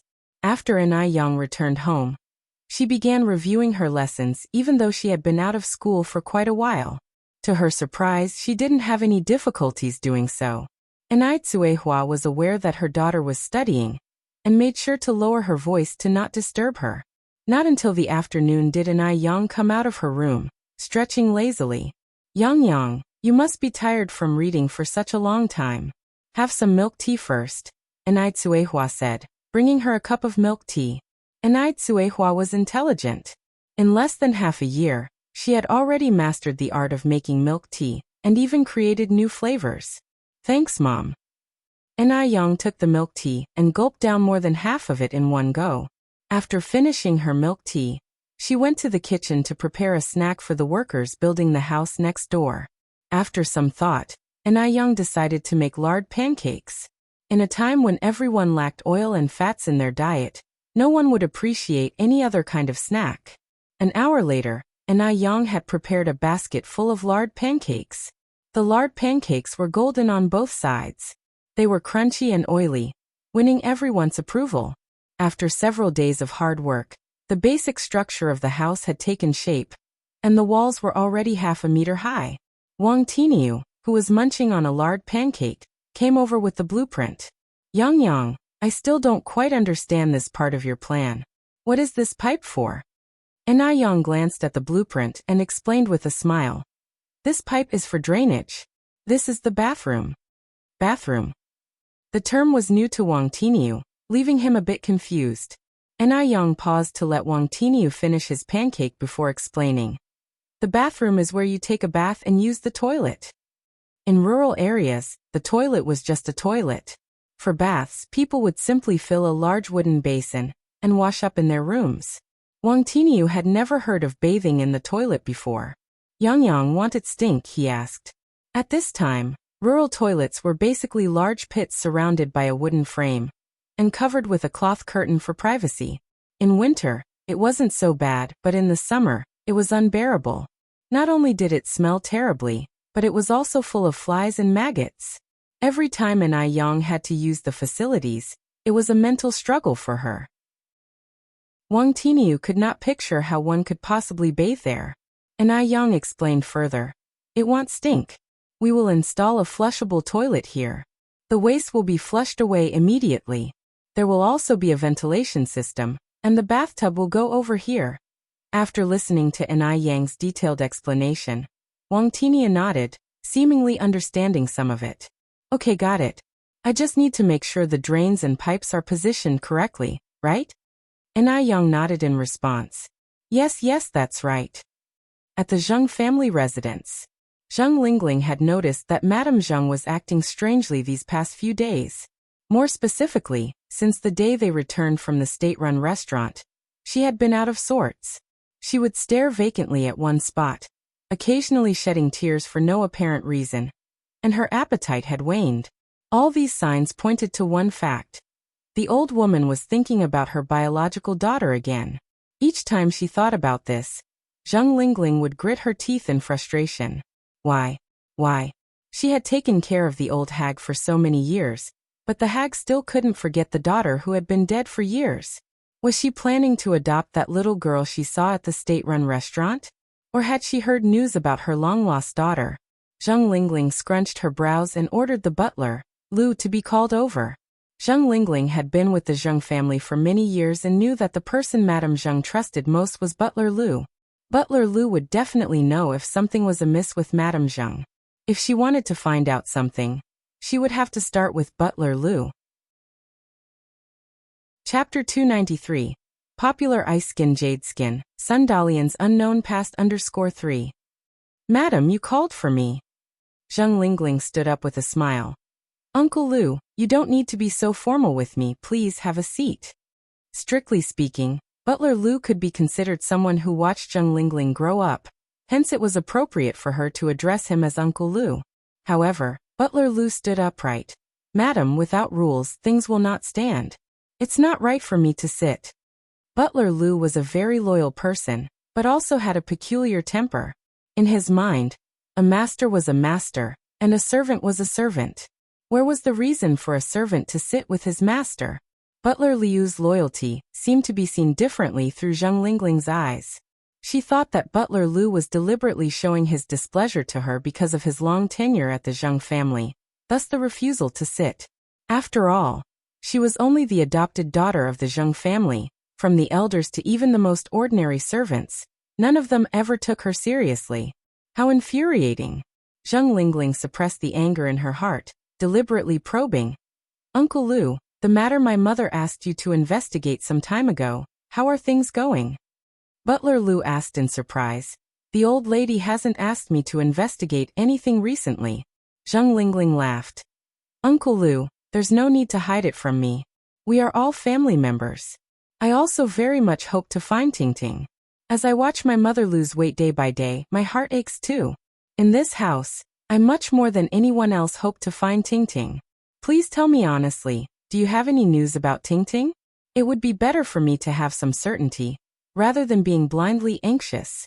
Zheng Lingling's words were moving, and her eyes even began to redden, looking every bit the good daughter and good sister. Butler Lu, having the ability to be a butler, was not a pushover. He didn't reveal any emotions. Miss Tingting has been missing for 34 years, and the old lady has been looking for her for 34 years. But after all these years, there has been no news. The old lady has actually given up hope a long time ago. Zheng Lingling wiped her tears. Uncle Lu, did my mother really not ask you to look for Tingting? Really not. Zheng Tingting continued. After so many years, my mother has only me as her child by her side. I don't know if she would want to adopt another child. If she does, I have a suitable candidate. Butler Lu glanced at Zheng Tingting. Madam, you jest. Miss Sun is already 19 years old. How could the old lady still adopt children? Zheng Lingling separated from Butler Lu, realizing she wouldn't get any information from him, so didn't say much more. Butler Lu then said, Madam, if there's nothing else, I will take my leave. Zheng Lingling nodded. Please take your time, Uncle Liu. Butler Liu turned and left. Zheng Lingling watched Butler Liu's retreating figure, a malicious gleam in her eyes. Mom, do you think we're overthinking? Zhang Xianjing came over from behind. Zheng Lingling curled her lips. That old man is just stubborn. Mom, Zhang Xianjing squinted her eyes. What do you mean by that? Zheng Lingling didn't directly respond to Zhang Xianjing's question. Instead she said, Go call Xiaolu over. Xiaolu was Bolter Liu's son. Despite being wise his entire life, his son was not half as smart as he was. Zhang Xianjing glanced at her watch. Mom, I don't have time, you can tell Ms. Li to call him. As she finished, Zhang Xianjing picked up her bag from the sofa and quickly walked outside. Xianjing, where are you going? Zheng Lingling stood from the sofa, looking seriously at Zhang Xianjing. Zhang Xianjing turned her head. I am just going out for some fun, Mom, what is it? Zheng Lingling asked with a frown. Are you going to see that worthless sixth son of the Mo family again? Zhang Xianjing said quietly. Mom, what are you thinking about? How could I possibly go and see that waste? Last time I was blind enough to mistake fish eyes for pearls. Don't worry, Mom. There won't be such a situation again. Zheng Lingling asked doubtfully. Is that true? Of course it's true. Zhang Xianjing nodded, and then said, Mom, I now have a new goal, and I am determined to find you a son-in-law who's not a disgrace. Who? Zheng Lingling asked. Zhang Xianjing said, Mr. Mog. Mr. Mog? Zheng Lingling was startled. She walked over to Zhang Xianjing, and said with a mixture of surprise and happiness, Xianjing, if you could actually catch Mr. Mog's eye, that would really bring honor to me. Zhang Xianjing confidently said, Mom, don't worry, I assure you, I won't let you down.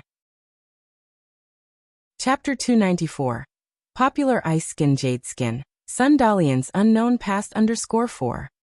Zheng Lingling continued. So you've met Mr. Mog in person? Zhang Xianjing smiled. Even though I haven't officially met him yet, it's not much different from having done so. I'm privy to secrets that others don't know. Mr. Mog will sooner or later be at my mercy. Zhang Xianjing had never lacked self-confidence. After all, she was beautiful and from a good family. Who in all of Beijing could compare with her? Zheng Lingling looked at Zhang Xianjing, her face full of satisfied smiles. She was ambitious and aspired to greatness. This was her daughter, Lingling's daughter. Compared to a good-for-nothing like Mo Qishan, how could he ever be worthy of her precious daughter? Mom, I won't keep you any longer, I'm going. Zhang Xianjing turned to leave. Wait! Zheng Lingling called to Xianjing once again. What is it, Mom? Zhang Xianjing looked back. Zheng Lingling touched her face. If you're going to the mall, remember to bring back a box of anti-wrinkle cream and a moisturizing whitening cream for me. Oh, and my facial cleanser and aloe vera gel are also running out. Get me a bottle of each. No woman lacks a love for beauty, and Zheng Lingling was no exception. For the past half a year, she had been using the Ice Beauty skincare products, and her skin was in very good condition. Not only Zheng Lingling, pretty much the entire circle of elites was using Ice Beauty. Zhang Xianjing said helplessly. Mom, are you kidding me? The whitening moisturizing cream and anti-wrinkle cream are all limited edition products. It's the end of the month. How could there possibly be any left? Zheng Lingling sighed. Then just get the facial cleanser and aloe vera gel. The whitening moisturizing and anti-wrinkle creams can wait until the beginning of next month. I'll have Mrs. Li pre-order them. All right, I got it. Zhang Xianjing nodded and left. After Zhang Xianjing left, Zheng Lingling had someone to bring Xiaolu. Compared to his father, the butler Mr. Liu, Xiaolu was far from competent. He was like a mouse in front of a cat when he saw Zheng Lingling. Zheng Lingling grilled him for a long time, but Xiaolu only managed 2 sentences. No, I don't know. Zheng Lingling was so angry but didn't show it. She waved her hand to dismiss Xiaolu. No way. It seemed she had to hurry up and get that old man to make a will. Otherwise, she wouldn't have a day of peace. Thinking this, Xinjing put her anger aside and headed to the kitchen. In the kitchen, several servants were chatting. Seeing Zheng Lingling, they all flattered with smiles. Madam is here to make chicken soup for the old lady again. Madam is so filial. Zheng Lingling's filial piety was evident to everyone in the Zheng family. She not only personally did the laundry for Mrs. Zhang, but also personally made chicken soup and all kinds of tonics for her every day. A few days studying at home, Yang found an opportunity to visit the noodle restaurant and the milk tea shop. On her way there, Yang saw a man riding a bicycle, dressed in a white shirt, black suit trousers, and black leather shoes. Somehow, seeing this outfit reminded Yang of Mo Qishan all of a sudden. Speaking of which, it's been quite a few days since she last saw Mo Qishan. What was he busy with these days? With these thoughts, Yang quickly arrived at the noodle restaurant. Both the noodle restaurant and the milk tea shop were booming. It was mealtime, and there were endless customers. As soon as Yang arrived, she began to help out. In a daze, she thought she heard someone outside calling Yang. Yang put down what she was doing and went outside to check. Outside, besides people queuing for noodles, there were only passerbys. Who was calling her?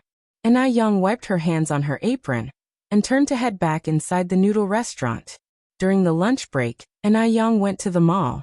Because she had given Chingui a heads up in advance, he didn't reveal to the others in the shop that she was the owner of Ice Beauty. He only said that she was his niece. The shop wasn't always full of people, but the daily turnover was even higher than the noodle restaurant.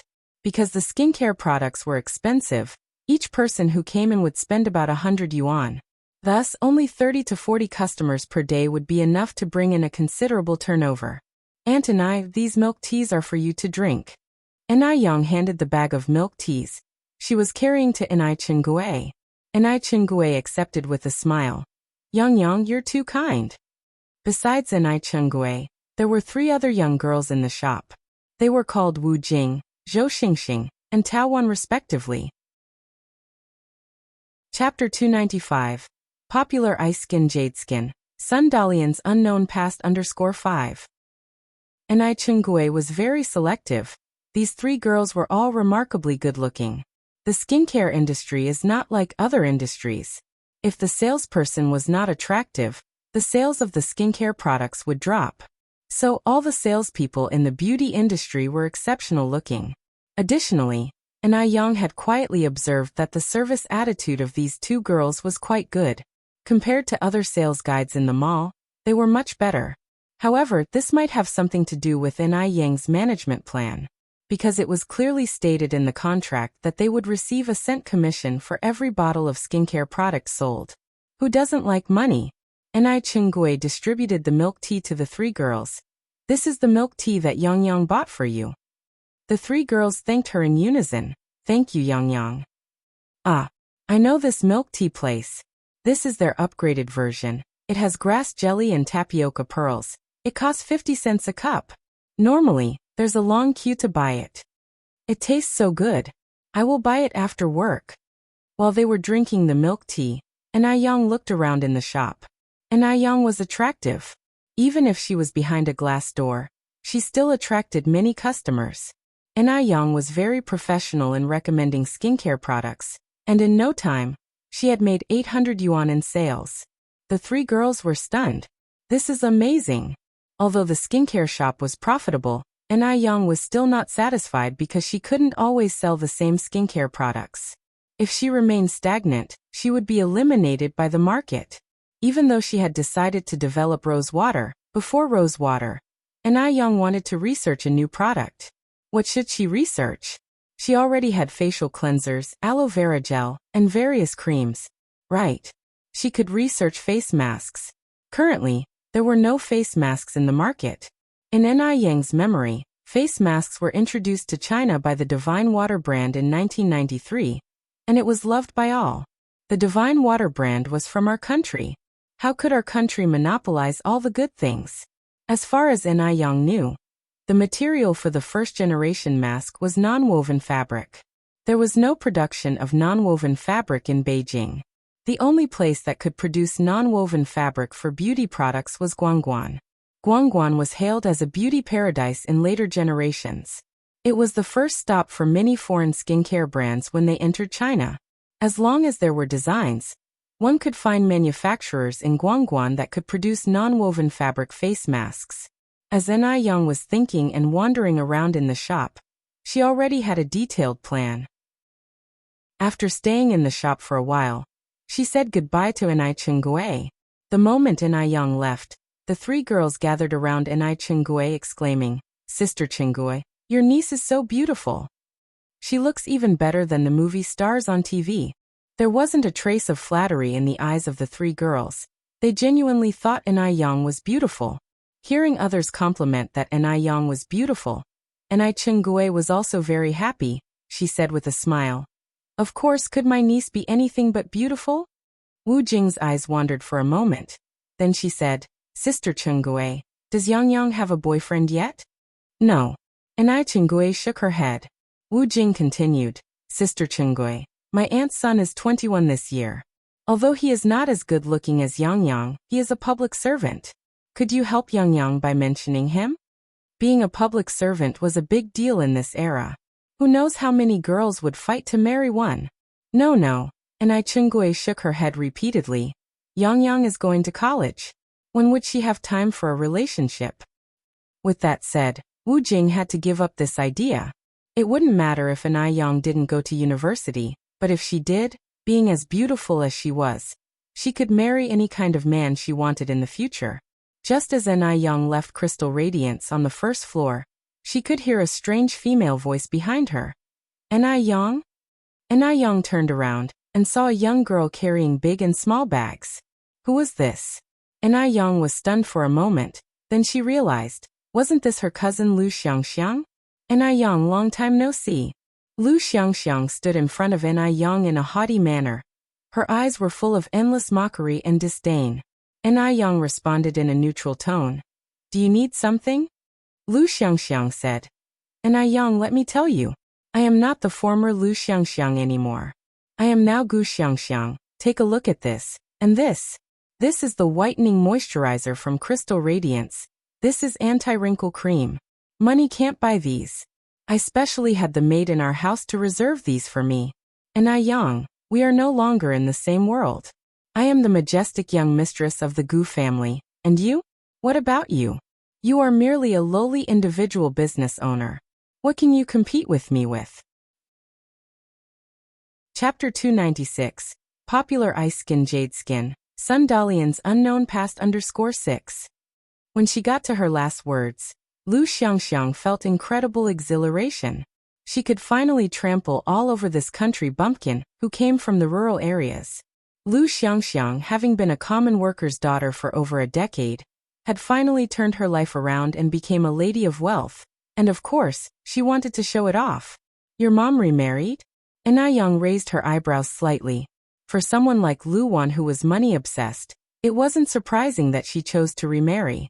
It seemed like Lu Wan had latched onto some kind of rich big shot this time. The Gu family. Enai Yang frowned slightly. There were not many people with the last name Gu in Beijing's circle of wealthiest families. Moreover, Lu Wan was not young and had a daughter. It was unlikely that she would have many suitors. "My mom married into the Gu family." Lu Xiangxiang did not feel that there was anything low about her mother's actions. In fact, she was rather proud of it. "Do you know the Gu family? One stomp of my father's foot, and Beijing would tremble. Enai Yang, if you kneel down now and bow your head 3 times, I'll forget about the times you've wronged me in the past. Otherwise, I will have my father chase you out of Beijing."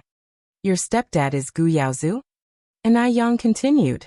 It seemed like her father was quite famous. Even a country bumpkin like Enai Yang knew about him. Feeling even more triumphant at this moment, Lu Xiangxiang thrust out her chest and said, "That's right, Gu Yaozu is my dad. So what, are you scared now? If you are, you should kneel down before me at once." Enai Yang laughed lightly. "Are you sure Gu Yaozu is your father?" "Of course." Lu Xiangxiang lifted her head arrogantly. Enai Yang then said, "That's strange. Isn't Gu Yaozu old enough to be your great-grandfather? He's not 90, he's at least 80, right? Lu Xiangxiang, you flaunting the benefits your mother gets for selling her youth and her body. It's really quite disgusting." Enai Yang's tone was light, however every word stabbed deep into the heart, like a sharp sword slicing open Lu Xiangxiang's outer layer of pretense, exposing her most corrupt side to the air. Lu Xiangxiang was thrown into a panic immediately. How would Enai Yang, a mere individual business owner, know about the age of Gu Yaozu, A social elite. Having said that, Yang turned around to leave. Lu Xiangxiang screamed in frustration. Yang, stop right there. Aren't you afraid that my father will come after you? So what if Gu Yaozu is old? A skinny camel is still bigger than a horse. Besides, Gu Yaozu is already 80 years old this year. He won't live for many more years, and he doesn't have any biological children. She was his only daughter. When Gu Yaozu dies, she would inherit all the wealth of the Gu family. By then, she would still be superior to others, while Yang would merely be a noodle seller. Yang smiled faintly, turned to look at Lu Xiangxiang, sparks in her eyes, and provocatively said, "I'll be waiting." Now it was a society ruled by law, and she wasn't taken aback by someone like Gu Yaozu.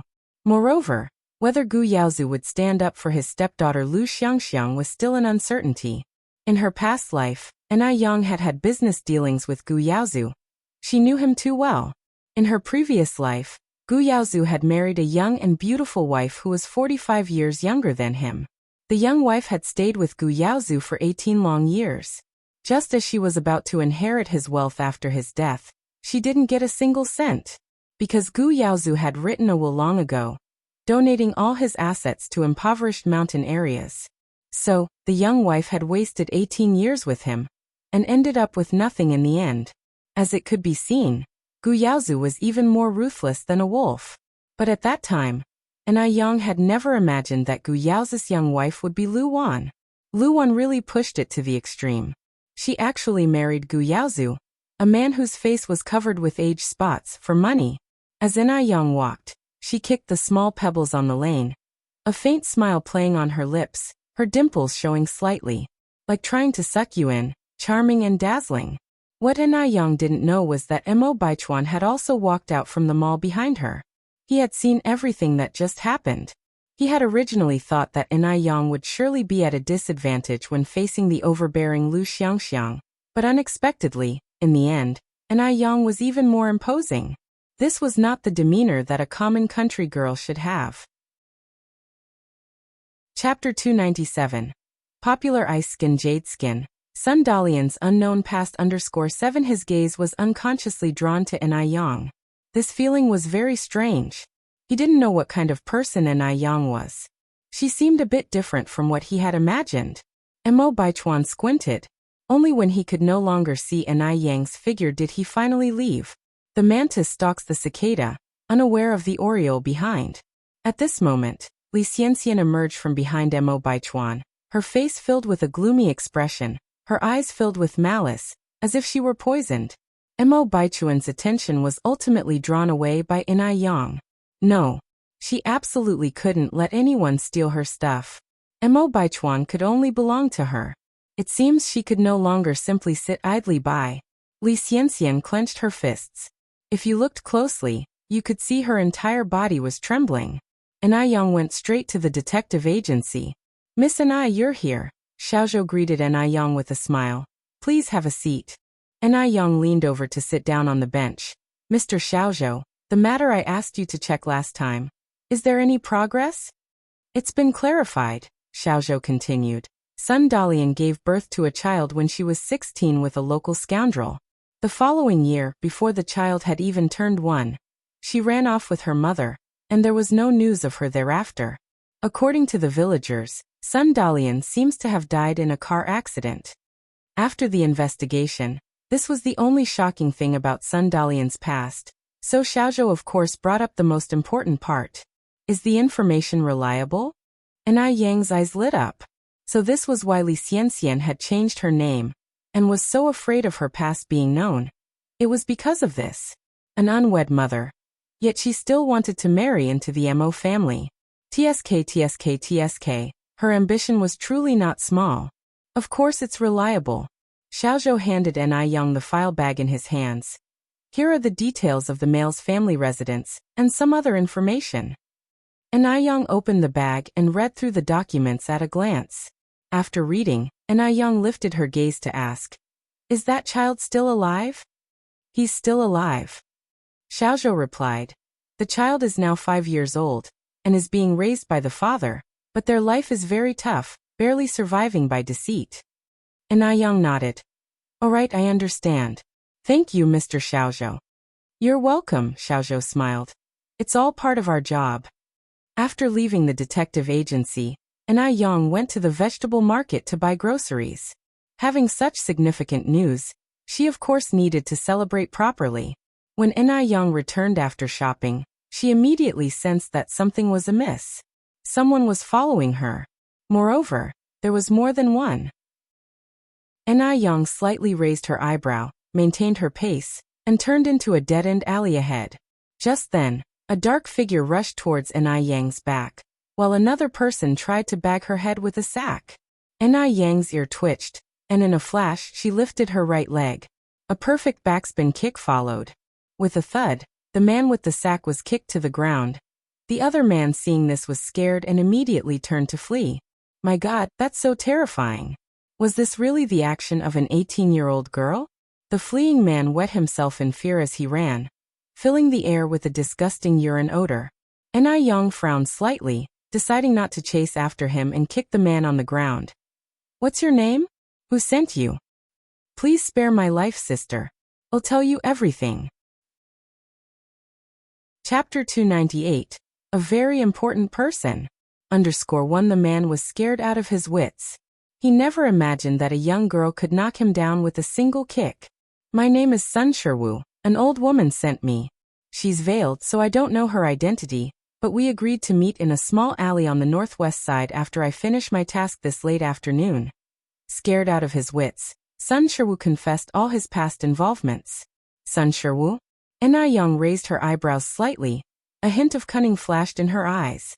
It was a good thing she had previously done a background check on Li Xianxian. Otherwise, she would have missed this critical figure. Anai Yang's face changed instantly. She quickly squatted down to help Sun Shiwu up. Turns out you're Uncle Shiwu. What a case of not recognizing one's own kin. I am Yang Yang. Don't you remember me? Sun Shiwu looked at Anai Yang in confusion and fear, worried that if she were displeased she might kick him again. He did not remember Anai Yang.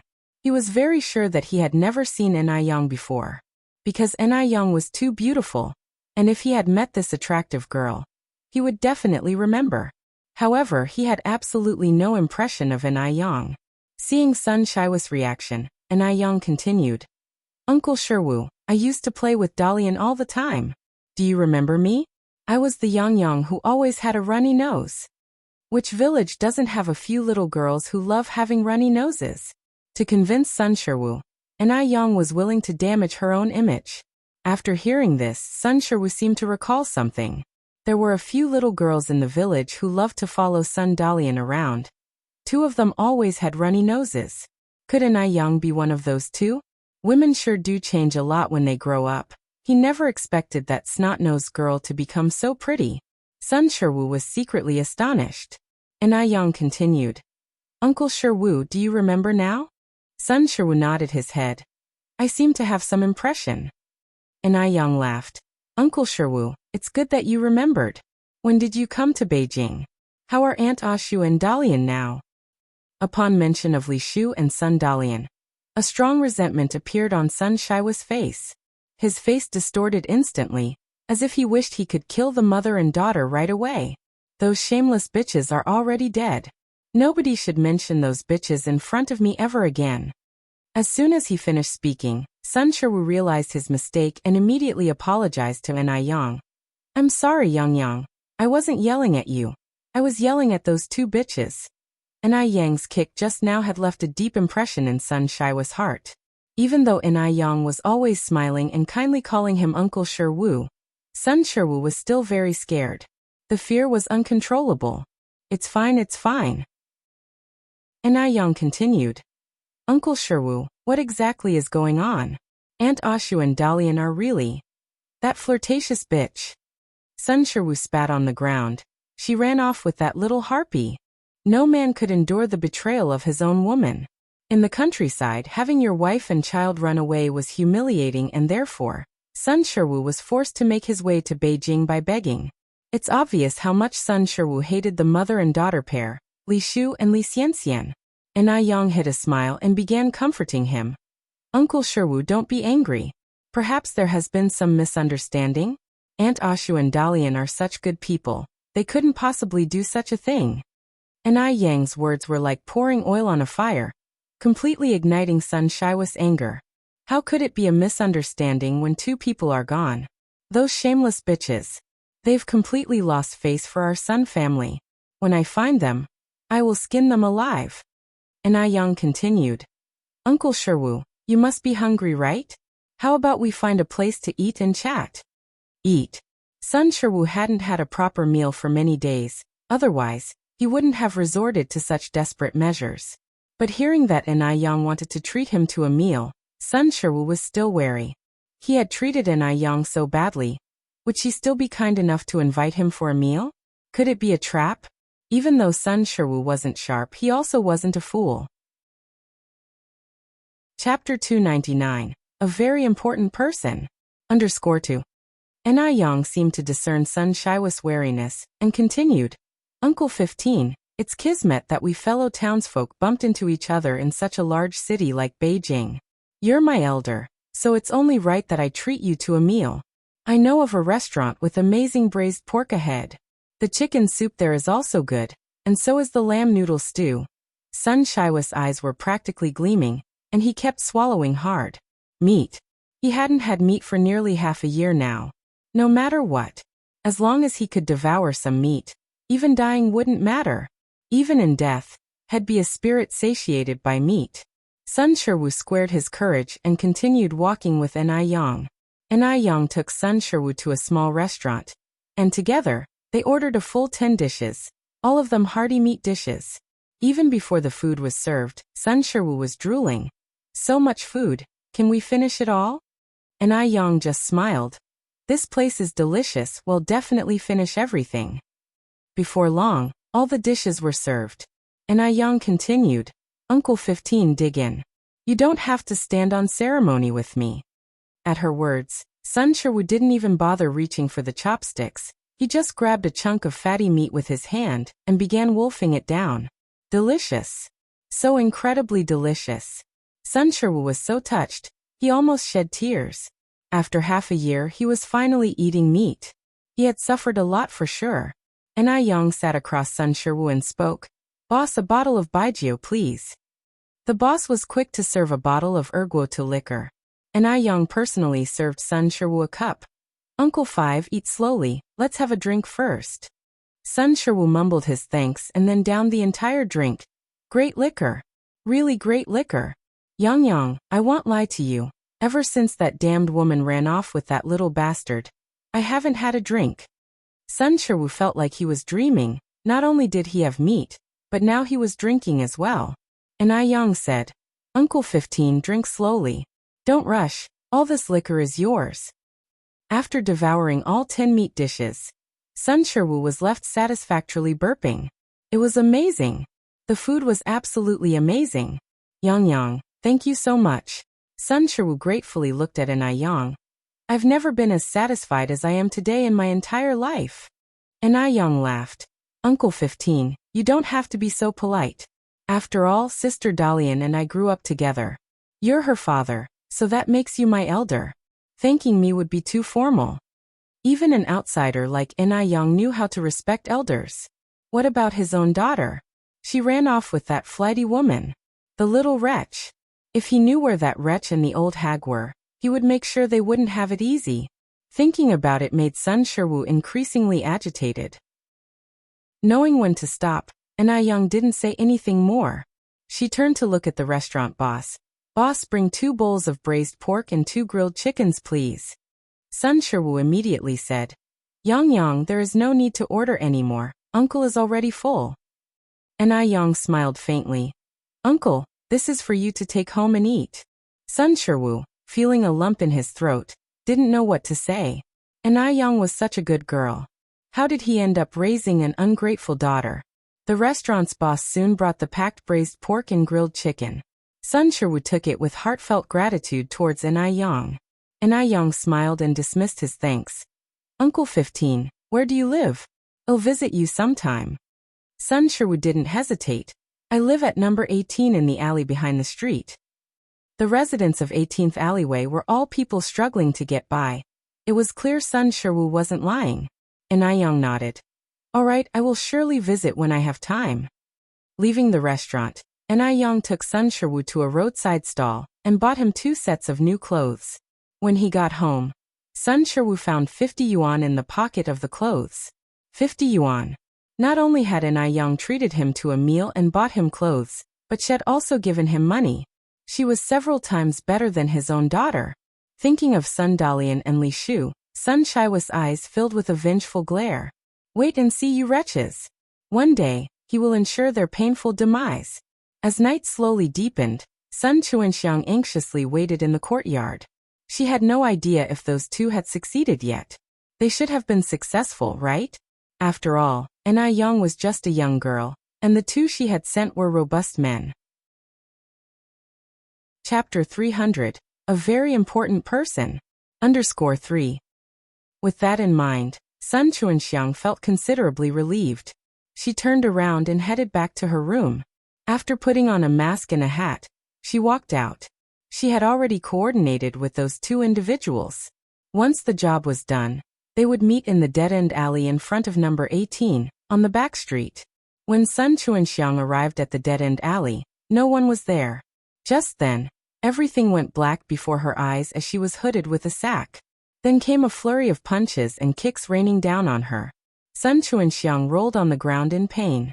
Unfortunately, this dead-end alley had been meticulously chosen by her. It was rarely traversed by anyone. Young wielded a wooden stick, yet displayed no signs of holding back. Sun Chuanxiang had tried to take her life. Why should Young show her any mercy? She certainly wasn't a saint. Help!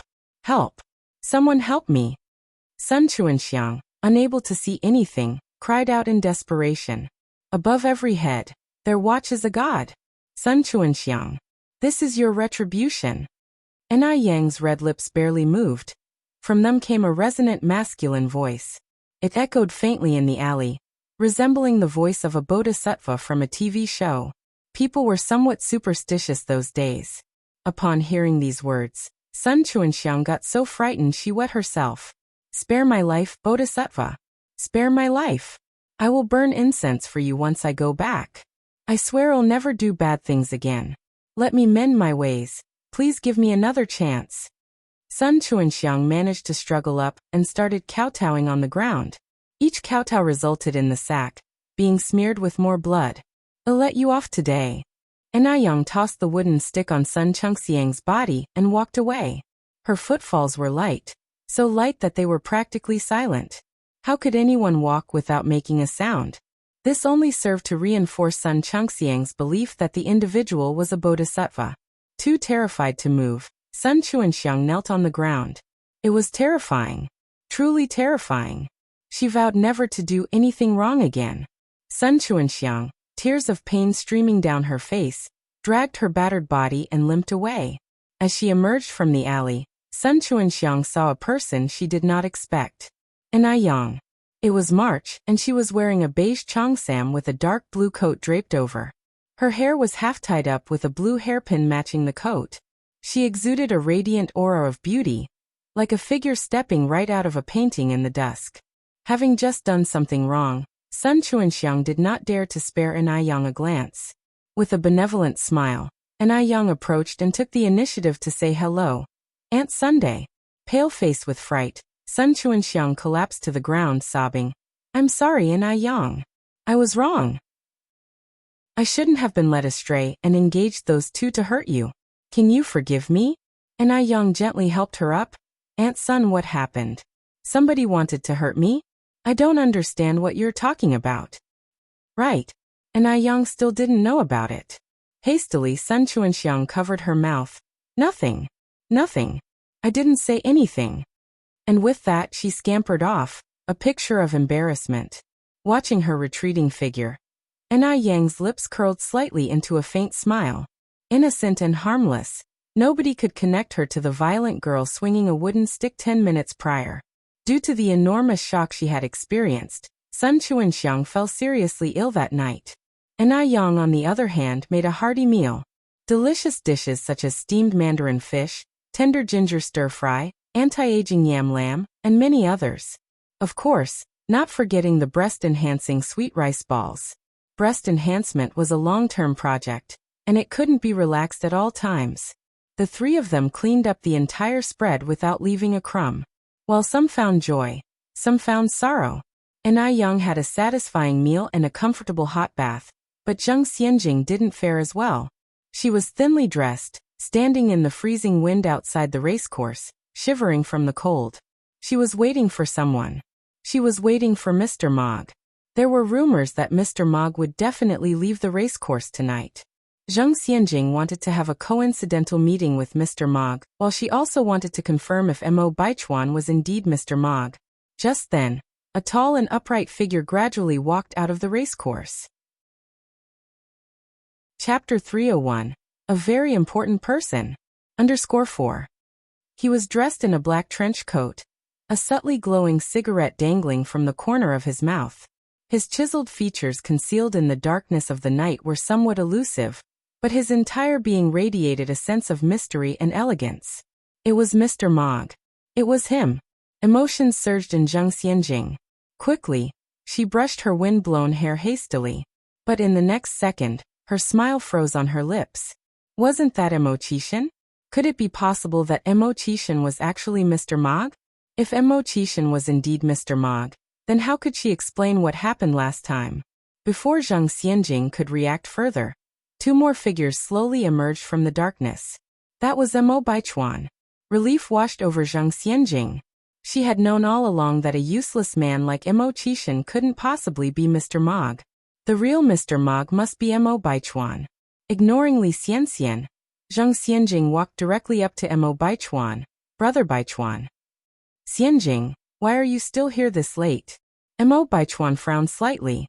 Zhang Xianjing was 6 years younger than Mo Baichuan. Plus, the Mo and Zheng families had always been close.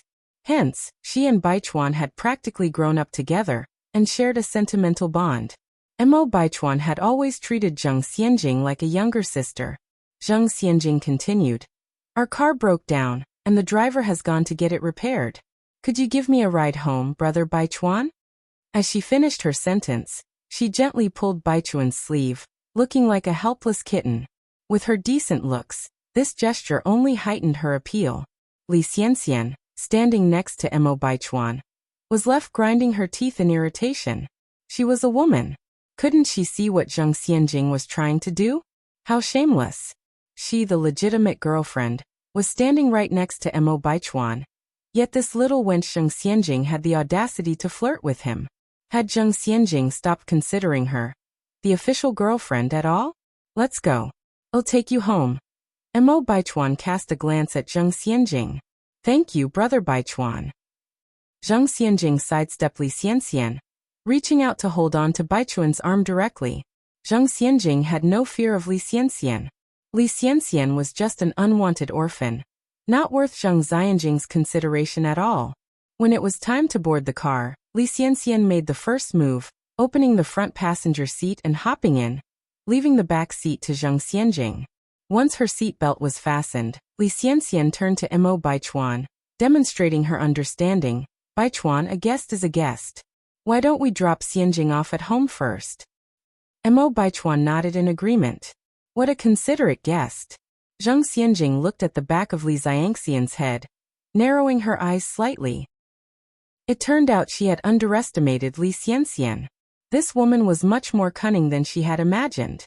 The jeep sped along the highway when a black sedan whisked past them. The car window was half open and for a moment, Zhang Xianjing thought she spotted a familiar profile. Was it Mo Qishan? By the time Zhang Xianjing looked up, the black car had already disappeared. She must have seen wrong. The car that had just sped past was a luxury imported car. Even the Zheng family didn't have the means to acquire such a vehicle. Could a small fry like Mo Qishan afford one? With that thought in mind, Zhang Xianjing's eyes filled with contempt once more. In fact, Zhang Xianjing was right. The man in the car was indeed Mo Qishan. The driver was Wu Daming. Sixth brother, you won't be leaving again after this trip, will you? Mo Qishan flicked his cigarette lazily. Who knows? Has your family's house been built yet? Wu Daming shook his head. It's under construction. Expected to be completed by June. By the way, Six's sister-in-law's house is also under construction. Have you decided on a gift yet? Wu Daming was trying to remind Mo Qishan that Ina Yang had not bought a house but was building one instead. Only a simpleton like Mo Qishan would have bought a house. The thought of Ma Shinshin pouring so much money into it made Wu Daming's heart ache. During the time Mo Qishan was away from Beijing, he was oblivious to Ina Yang's situation. He didn't miss her till now, but the moment she was mentioned, every part of Mo Qishan started to ache. He hadn't seen his wife for so long, how could he not miss her? Mo Qishan took a deep puff of his cigarette, exhaling a ring of smoke. Look out for imported refrigerators and washing machines. His wife's beautiful hands certainly wouldn't be subjected to the rough job of washing clothes. A refrigerator was also indispensable. With summer approaching, having a refrigerator would not only be convenient, but would also allow access to cold drinks. Chapter 302. A very important person. _5. After some thought, Mo Qishan added, also keep an eye out for window units. In this era, air conditioning did not exist yet, but window units did. A window unit functioned in the same way as an air conditioner, and was its predecessor. However, it was a self-contained unit that provided cooling, but not heating. During this time, window units were generally imported from our country, and were pricey. Ordinary households could only afford to look on from a distance. Even wealthy families needed to use their connections to get one.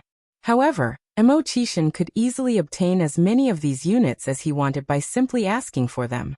Understood, Brother Six. Wu Daming nodded, then asked, Brother Six, where will we be heading tonight? Mo Qishan rubbed his temples, showing signs of fatigue. Let's go back to the manor. Wu Daming had originally planned to discuss the house matter further with Mo Qishan. Seeing Mo Qishan's fatigue, however, he decided against it. The noodle restaurant and milk tea shop were still doing an excellent business with daily profits being quite substantial. This instilled in Ina Yang the idea of opening more branches. If you want to multiply money, opening more branches is essential. Sticking to the status quo means never earning more. Although Ina Yang did not have a lot of extra cash, she did have enough to buy a shop. Ina Yang walked down the street and cast her gaze on Sun Chengxiang's sour fish stall. While Sun Chengxiang's pickled fish noodles were not tasty, their reputation for deliciousness had already spread in the vicinity. With Ina Yang's shop often experiencing long queues, Sun Chuanxiang managed to earn some money every day. But if a shop was opened directly across from Sun Chengxiang's stall, would people still go to her noodle stall? Ina Yang had no intention of letting Sun Chuanxiang off easily. Ina Yang gave a slight smile and turned to walk towards the opposite shops. There is a row of shops here. Some were in business, and some vacant shops were for lease. Ina Yang took a fancy to two adjacent shops. One of the shops was 65 square meters, and the other was 20 square meters. The larger one would be used to sell sour fish, while the smaller one would sell milk tea. Just as Ina Yang was surveying the surroundings, an elderly man with white hair approached her and asked softly, Young lady, are you thinking of buying these two shops? Ina Yang nodded. Yes, old man. Upon hearing this, the old man immediately became agitated and shook his head, repeatedly saying, You can't buy them, absolutely not. These two shops mustn't be bought. Ina Yang asked curiously, Why not? The old man whispered, Young lady, let me tell you, these two shops are notorious. Before you, there have been 3 buyers. They sold fruits, clothes, and even rice, but they all ended up closing. These shops have bad feng shui. Ina Yang smiled slightly. Thank you for your warning, old man. But my luck is very strong. Don't worry, I will be fine. Even though she had gone through reincarnation, Ina Yang still didn't believe in feng shui. Even if someone gave you a place with excellent feng shui, if you don't know how to do business, you would still end up closing in the end. Everything is up to oneself. In this world, there are only useless people, there are no useless things. Upon hearing her words, the old man could only shake his head and sigh. Not taking advice from seniors, you'll suffer in front of your eyes. Ina Yang didn't mind the old man's words. She paid over 40,000 yuan and got the property certificate. The other shop owners around looked at Ina Yang coming out after paying, as if they were looking at a fool. Why does that young girl look so familiar? I think she does look familiar. Is she the boss who sells the pickled vegetable noodles? It looks like it's her. It's a pity though. She has such a good business and yet she bought 2 curse shops. When her business dies, she won't even know why. Young people these days sure have guts. And Young didn't care about their regretful words, and continued walking calmly. Suddenly, a familiar voice rang out from behind. Yang. Was it my imagination? And Yang's steps faltered. She turned around and looked back. Mo Qishan was standing under the sunlight, smiling gently at Yang. Under the sunlight, his eyes were as deep as the sea, shining like they had their own light. It wasn't an illusion. Yang gave a slight smile, her dimples barely showing on her cheeks. She walked quickly towards Mo Qishan. Brother Mo, it really is you. I thought I heard wrong. Chapter 303. A very important person. _6. After almost 2 months apart, his wife seemed to have become more beautiful. The sight of her 2 shallow dimples made Mo Qishan feel slightly dazed. Brother Mo? Young waved her hand in front of his face. Mo Qishan snapped back to reality, instinctively revealing his whereabouts. I had to leave town on the 2nd day of the month, and just returned yesterday. The trip was so rushed, I didn't have a chance to inform you. Young nodded. I was wondering why I hadn't seen you for such a long time.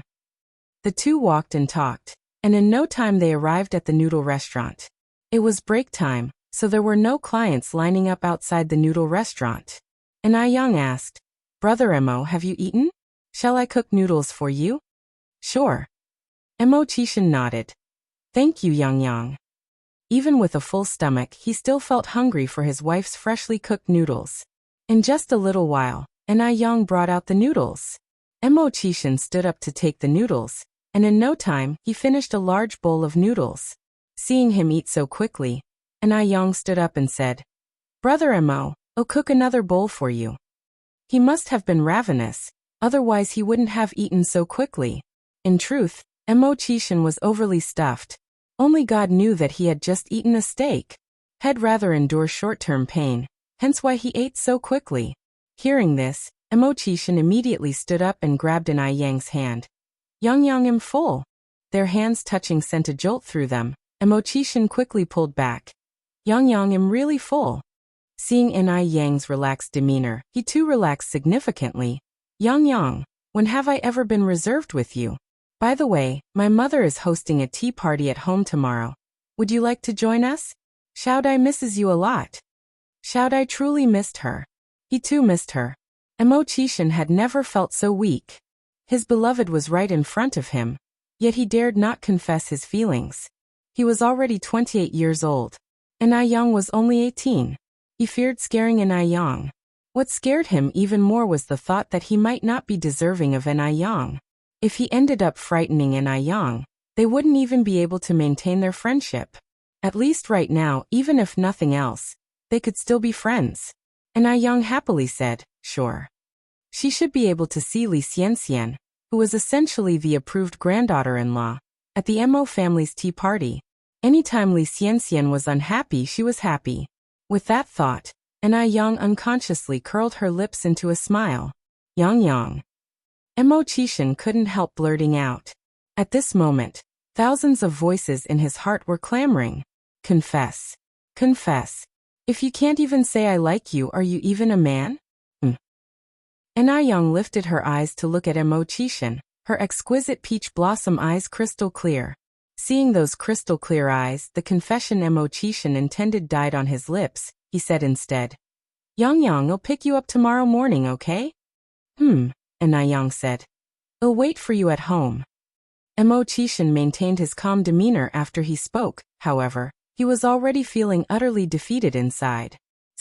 He really was useless. In order to show his best self in front of Yang, Mo Qishan didn't return home in the afternoon, but stayed behind to help at the noodle restaurant instead. Watching that busy figure inside the restaurant, Marcus and Morris sitting in the car thought they were going blind. It was one thing to have seen Mo Qishan pouring wine and handing out cigarettes to a bunch of workers at the noodle restaurant last time. But this time, why was he even doing menial work? Regardless of pursuing his wife, he shouldn't have to demean himself like this, right? After all, with his status clear to anyone who cared to look, he only needed to shed his disguise and countless wealthy young ladies would rush to swoon over him. When En-Ai-Yang returned home in the evening, she spoke to Wang Tiniu about her intention to buy a shop. The renovation wasn't in a hurry, and could wait until Wang Tiniu finished building the house. Wang Tiniu was known for his responsible work attitude, and En-Ai-Yang didn't wish to look for other construction teams. Upon hearing this, Wang Tiniu said, Yang, thank you for trusting me so much. I have a cousin who's also a bricklayer. I can ask him if he could help you out? Wang Tiniu's cousin lived under harsh circumstances. He even borrowed 100 yuan from Wang Tiniu last December for the New Year celebrations. So Wang Tiniu wanted to give this opportunity to his cousin and help him out. En-Ai-Yang nodded her head. Sure, then please, Uncle Tiniu, communicate this to him for me. You're aware of the labor cost. If he has time, he can start at any time. Okay. I'll visit him tonight. Thank you so much, Yang. Wang Tiniu exclaimed excitedly. En-Ai-Yang replied with a smile. Uncle Tiniu, you've helped me so much. I should be the one thanking you. The next morning, Mo Qishan arrived timely on that bicycle to pick up En-Ai-Yang. En-Ai-Yang was still wearing the beige cheongsam from yesterday, with a dark blue coat over it. Dark blue was a picky color, but when worn by En-Ai-Yang, it only highlighted her skin, fair and snowy, with lips as bright as oil rouge. Whether it was the brilliant red or the low-key beige, both colors were perfectly embodied by her, as if all the colors were created just for her. Brother Mo, let's go. En-Ai-Yang got on the back seat of the bicycle, naturally placing her hand on Mo Qishan's waist. Seeing the hand on his waist, Mo Qishan's lips slightly curved. His otherwise empty heart was filled in an instant, and he inadvertently sped up his pedaling. In no time at all, they arrived at the Mo family villa. Since it was a tea party, many well-known young ladies and wealthy wives who had a good relationship with the Mo family were gathered in the villa's hall.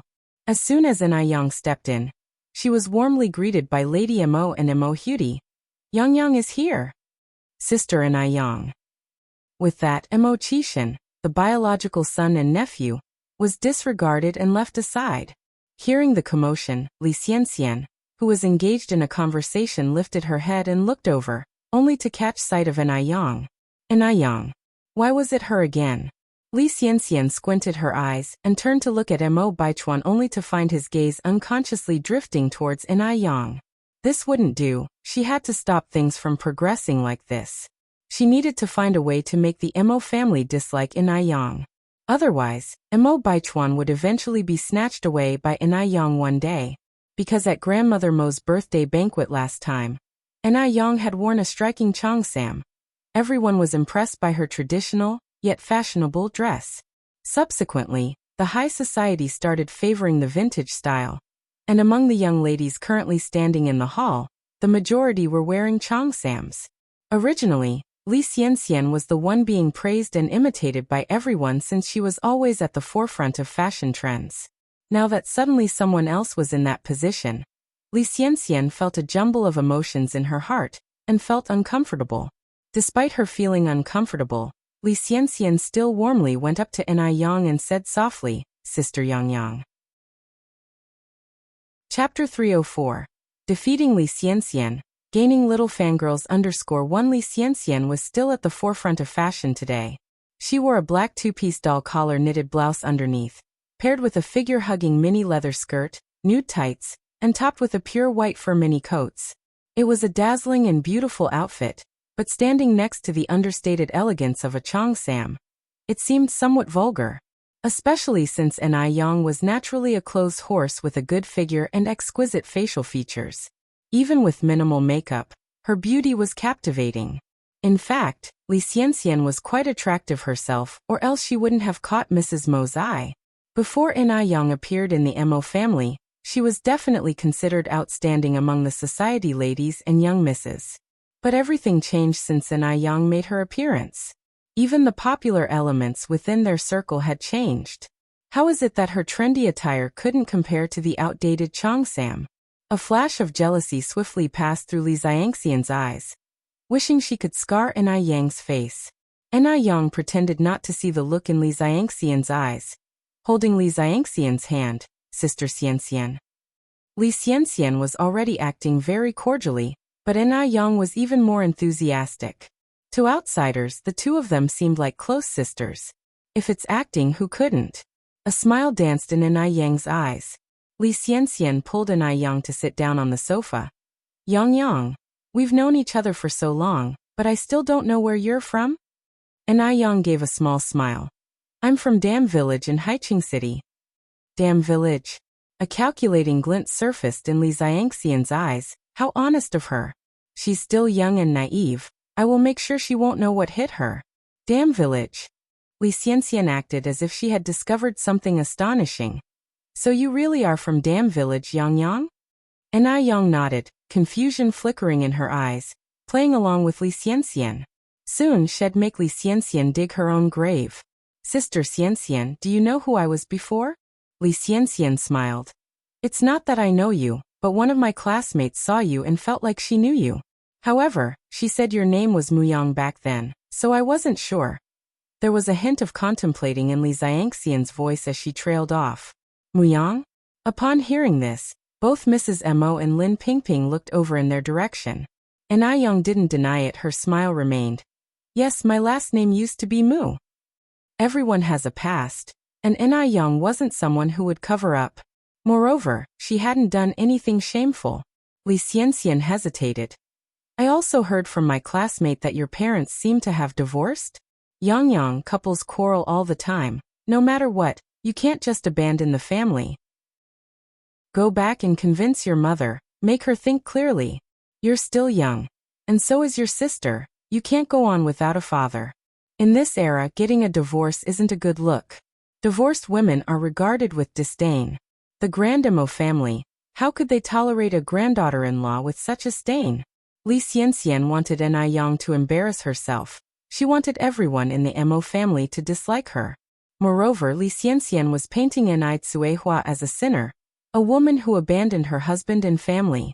Isn't that why Na Tsuehua and Na Yang abandoned their family in Haiqing to come to Beijing? Upon hearing this, the expressions in the other's eyes changed. Like father like son, like mother like daughter. Can a bad woman raise a good daughter? Of course not. The tea party was meant for mingling and chatting. Who would have thought there would be so much drama? Na Yang gave a slight smile, then turned to Li Xianxian. My dad abused my mom and even had an affair. He even had an illegitimate child. Should we keep such a man and celebrate the new year with him? Li Xianxian was stunned. She didn't expect Na Yang to counterattack like this. Shouldn't Na Yang be feeling ashamed and discomfited? Is divorcing something to be proud of? But that's okay. The more agitated Na Yang becomes, the more she'll embarrass herself. Li Xianxian sighed, then continued. Yang, I think you're being too radical. As a child, you should try to look at things from your father's perspective and understand why he sought other women. Long live understanding. Chapter 305. Defeats Li Xianxian, gains younger female fans _2. Understanding. Na Yang's expression remained unchanged. How do you think I should understand, Sister Xianxian? Li Xianxian hesitated and continued. I heard it was because my aunt couldn't have a son, so my uncle sought someone else. We can't entirely blame my uncle, after all, a male child is the lifeline of a family. My uncle did wrong out of desperation for a son. No matter what, he is your father. As children, we should acknowledge our parents, no matter what, even if they committed murder. Actually, Yang, I really envy you. Your parents are still together, unlike me. I don't even know what my parents look like. By the end of her sentence, Li Xiangxian's eyes had reddened. She made it seem like Na Yang was oblivious to her good fortune. At the same time, her words successfully painted Na Yang as an unfilial daughter, who did not recognize her biological father. Mo Baichuan on the side took a sip of tea, the corner of his mouth twitching into a slight smile. He was interested in seeing how Na Yang would resolve this crisis. Li Xianxian was well educated, while Na Yang was merely a country girl. No matter how skillful Na Yang was in arguing, she couldn't beat Li Xianxian. Sister Xianxian, you're really noble, tolerating even something like this. Ni Yang's expression was mild, and her lips held a faint smile, seemingly unperturbed by Li Xiangxian's words. Li Xianxian continued. Actually, this is not a big deal. Besides, we girls should obey our fathers when we're home and our husbands when we're married. At that time, China had only recently been freed. Many people still held this outdated submit to the father at home and husband when married mentality. Gender equality was a thing of the future. Which married woman does not wish to have a son? Without a son, a woman lacks status in her husband's family. Of course, Li Xianxian, who came from the past, did not have these old-fashioned thoughts. The only reason she said these words was to please Grandma Mo. She was trying to show her virtuous and well-behaved side to Grandma Mo. In families like the Mo family that had a long legacy, these outdated ideas were more prevalent than in ordinary people. Ni Yang smiled lightly, lifting her eyes to Li Xianxian. Then I wish Sister Xianxian to marry a husband who is abusive, cheats in marriage, and seeks other women to bear sons. Upon hearing this, Li Xiangxian's face changed. Yang, what do you mean by that? Was Ni Yang jealous of her and therefore cursing her? Having experienced a rebirth, Li Xianxian attached great importance to these matters. She was afraid that Ni Yang's curse would come true. Ni Yang smiled faintly. There's no special meaning. I just want you to understand the saying, do not do unto others what you would not have them do unto you. Li Xianxian was stunned for a moment. Then her eyes reddened with grievance. Sorry, Yang, I didn't mean that. I just think that divorce carries a bad reputation. Grandma Mo frowned slightly. She felt that Li Xianxian was a bit petty. Ni Yang was just returning the favor. Yet Li Xianxian acted as if she had been wronged. It was quite unbecoming. Ni Yang asked with a smile. Divorce has a bad reputation? What's wrong with divorce? Where there's oppression, there are protests. Are we women naturally destined to be bullied? Those who don't fight back after being bullied aren't people. They're like doormats. Sister Xianxian, it's a new era now. We women must not stand still. We must respect ourselves, be independent and resilient, and not let anyone look down on us. On hearing this, the others also nodded in agreement. Why should women always be the ones being bullied? If they can't have a son, it's the woman's fault. If they are divorced, it's the woman who gets the blame? It's too unfair for women in this world. Especially Lin Pingping, who had experienced divorce. She knew the bitterness of it. Li Xianxian was just trying to show her virtuous and well-behaved side to Grandma Mo and Mo Baichuan. She didn't expect to cause public outrage. Her face took on an awkward color right then. Looking at Lin Pingping's face, Li Xiangxian's heart skipped a beat. She had forgotten about Lin Pingping. Lin Pingping was Grandma Mo's only niece. By saying divorce carries a bad reputation, wasn't she indirectly offending Grandma Mo? Li Xianxian hurriedly tried to rectify the situation, her eyes becoming even redder. Yang, you misunderstood me. I simply meant a family should have descendants, and uncle only wanted a son. As his children, we cannot deny our own father. Chapter 306. Dominating Li Xianxian, gaining little fangirls _3. Li Xianxian was a very timely person. She knew she had just spoken inappropriately, so she had now redirected the issue to Ni Yang. Filial piety is a virtue, but Ni Yang disowned her biological father. Could she be a good girl? In this era, where males are valued over females, all she had to do was insist that Ni Tsuehua was unable to bear a son. So, if you can't bear a son yourself, won't you allow your husband to seek another woman to bear one? Li Xianxian never gossiped about others, but she was adept at speaking ambiguously, changing the subject and letting others fill in the blanks. She was a clever woman, so most of the time, things would go the way she envisioned, but today the person standing before her was Ni Yang. Could Ni Yang make things go smoothly for Li Xianxian? Ni Yang replied with a faint smile. Sister Xianxian, your enlightenment isn't high enough. The chairman has said that men and women are equal now. Why do you see only boys as the successors in your eyes? Aren't girls human too? According to your logic, if a woman can't have a son, the man should go and find other women. Wouldn't that mean that 80% of women have to endure their husband's infidelity? Moreover, Sister Xian, you're a college student. You should know that giving birth to boys or girls isn't something a girl can determine, right? The last sentence could be said to be every woman's sentiment. Because the gender of a child fundamentally doesn't depend on the woman. Similarly, this erroneous thought has harmed many people. Women are like fields, while men are the seeds. The field only provides nutrients and moisture, and ultimately what crop grows depends on the seed. At these words, others around started to agree. Yes, Yang is right. Yang has spoken very well. Li Xianxian, being a woman yourself, how can you look down on women so much? Yang's eyes were filled with laughter, and shallow dimples appeared at the corners of her mouth. Sister Xian, in palatable terms, your thinking is praiseworthy while in reality, it's being ignorant. Hearing the accusing voices around her, the color gradually drained from Li Xianxian's face. She hadn't expected things to turn out this way. Yang was merely an unsophisticated village lass. Where did she get all this profound reason? Li Xianxian also came from the country. She knew too well the conditions there.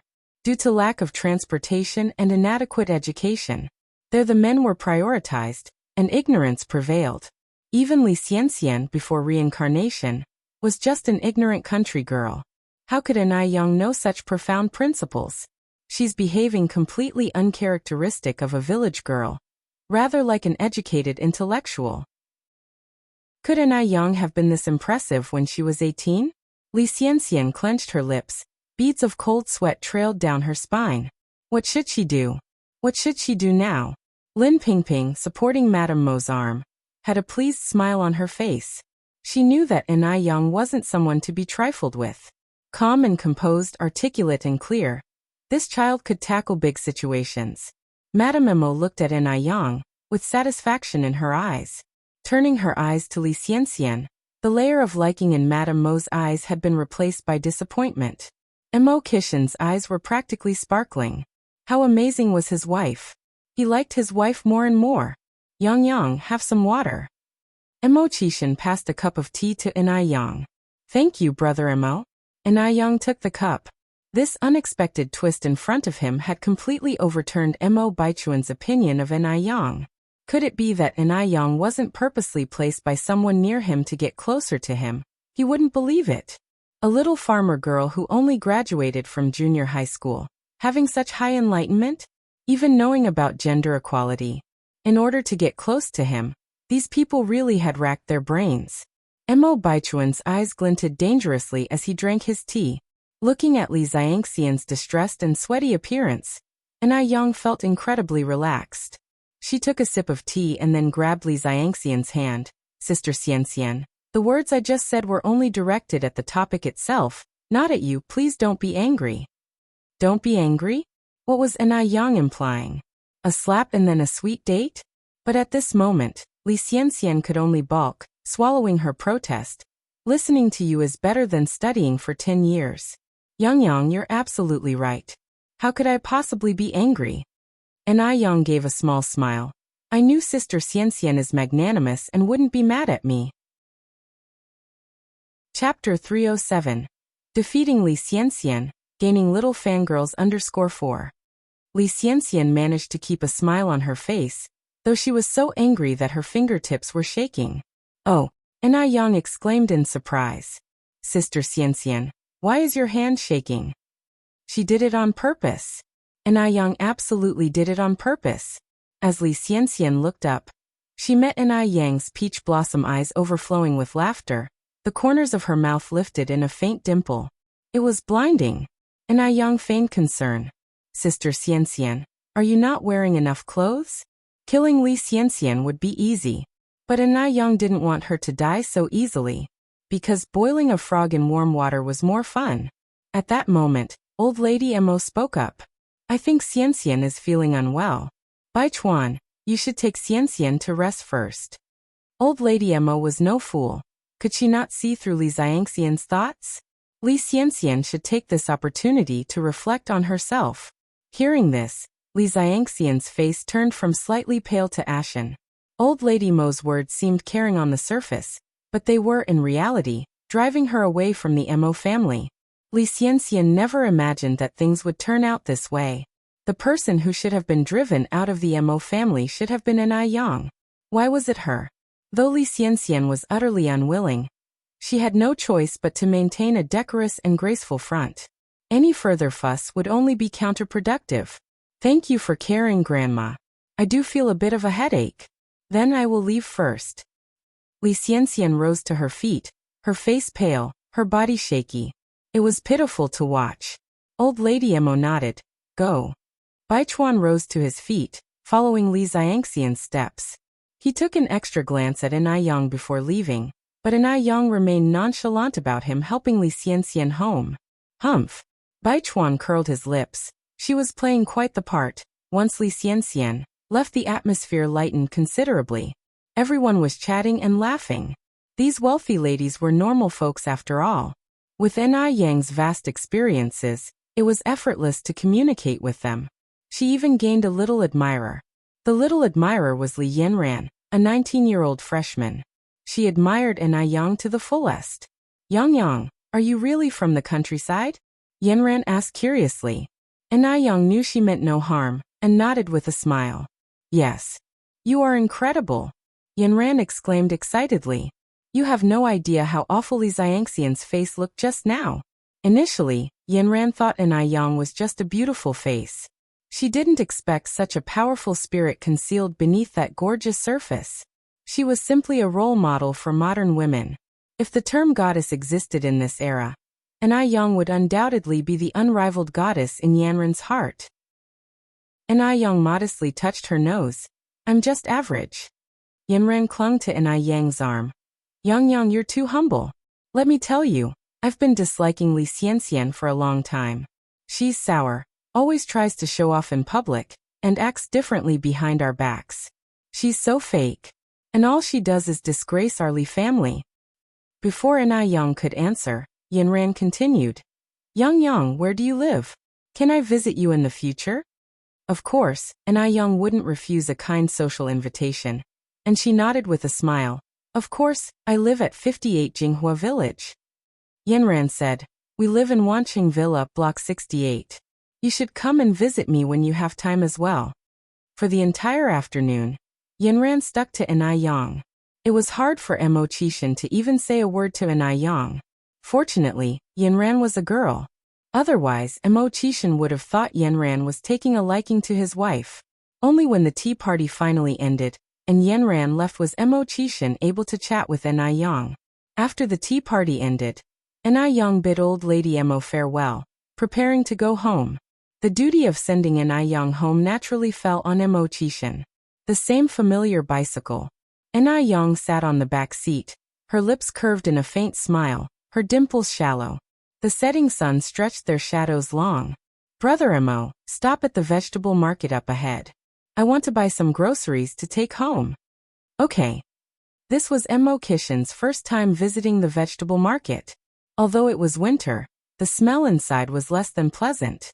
Mo Qishan was tall and lanky, with handsome features adorned with a touch of elegance.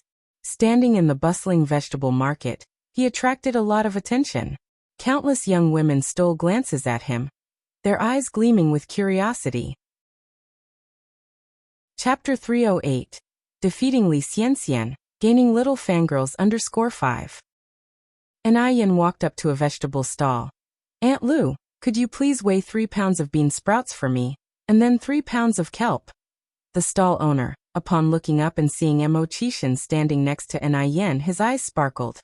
Yang, is this your boyfriend? He's quite a looker. Boyfriend. Somehow, upon hearing these words, Mo Qishan's face flushed red, bubbling a pleasant feeling within him. Ai Yan gave a slight smile. Aunt Lu, you've misunderstood. He's not my boyfriend, just a good friend. The stall owner laughed. Yang, stop beating around the bush. Look at how red this young man's face has become. Still saying he's not your boyfriend? Hearing this, Ai Yan decided not to explain any further. The more she explained, the more unclear it became. But why was Mo Qishan's face so red? As a grown man, his skin seemed too thin. Ai Yan then went with Mo Qishan to buy some beef, lamb and pork. She bought a lot, at least 3 pounds to start off with. Mo Qishan, intrigued, asked, Yang, can you finish all this? And Yin replied, I'm planning to go to Guangguan tomorrow, so I'm buying a bit more. It's inconvenient for my mom to go grocery shopping with the kids. Going to Guangguan? What time is your train? Mo Qishan asked next. And Yin shook her head. I haven't bought the train ticket yet. I'm not in a rush. I'll just get one tomorrow whenever it's available. Mo Qishan said, train tickets to Guangguan are not easy to get. It just so happens that I have some matters to attend to there as well. I can accompany you. Guangguan is near the border, and it's not safe for a young girl like you. Leave the train tickets to me. I'll get the ones for tomorrow morning at 8 o'clock. Guangguan indeed was in an unrest state, with gangsters running rampant, and Yin drawing attention due to her looks. Although he knew Yin was well capable of defending herself, she was after all a girl. If anything were to happen, it would indeed be her at loss. Yin quirked an eyebrow. Didn't you say train tickets are hard to get? Mo Qishan smilingly said, I happen to have a classmate who's a ticket seller. All right. Yin nodded. Thank you then, Brother Mo. You agreed, Yang? The sudden surprise caught Mo Qishan off guard. He had assumed that Yin, given her personality, would certainly reject his offer. Yin laughed. Why wouldn't I agree if I have a free bodyguard? She didn't dislike Mo Qishan. Quite the contrary, she enjoyed the feeling of being with him. Life is short. If you like someone, why not accept their offer? Given a second life, Yin did not want to compromise her happiness and satisfaction. Mo Qishan masked his excitement, responded, All right, I'll wait for you at the station tomorrow morning. Sure. Yin nodded in agreement. After dropping Yin off, Mo Qishan arrived at a building. Just as he arrived at the entrance, Morris and Marcus hurriedly greeted him. Sir, the plane tickets are booked. When do we depart? Walking while removing his windbreaker, Mo Qishan said, No longer going to F country. Go book me 2 train tickets to Guangguan for tomorrow morning at 8. The assistant following behind immediately reached out to take the windbreaker from him. No more F country? Going to Guangguan? Taking the train? Did the boss get a fever? Morris and Marcus looked at each other, both seeing the doubt and confusion in the other's eyes.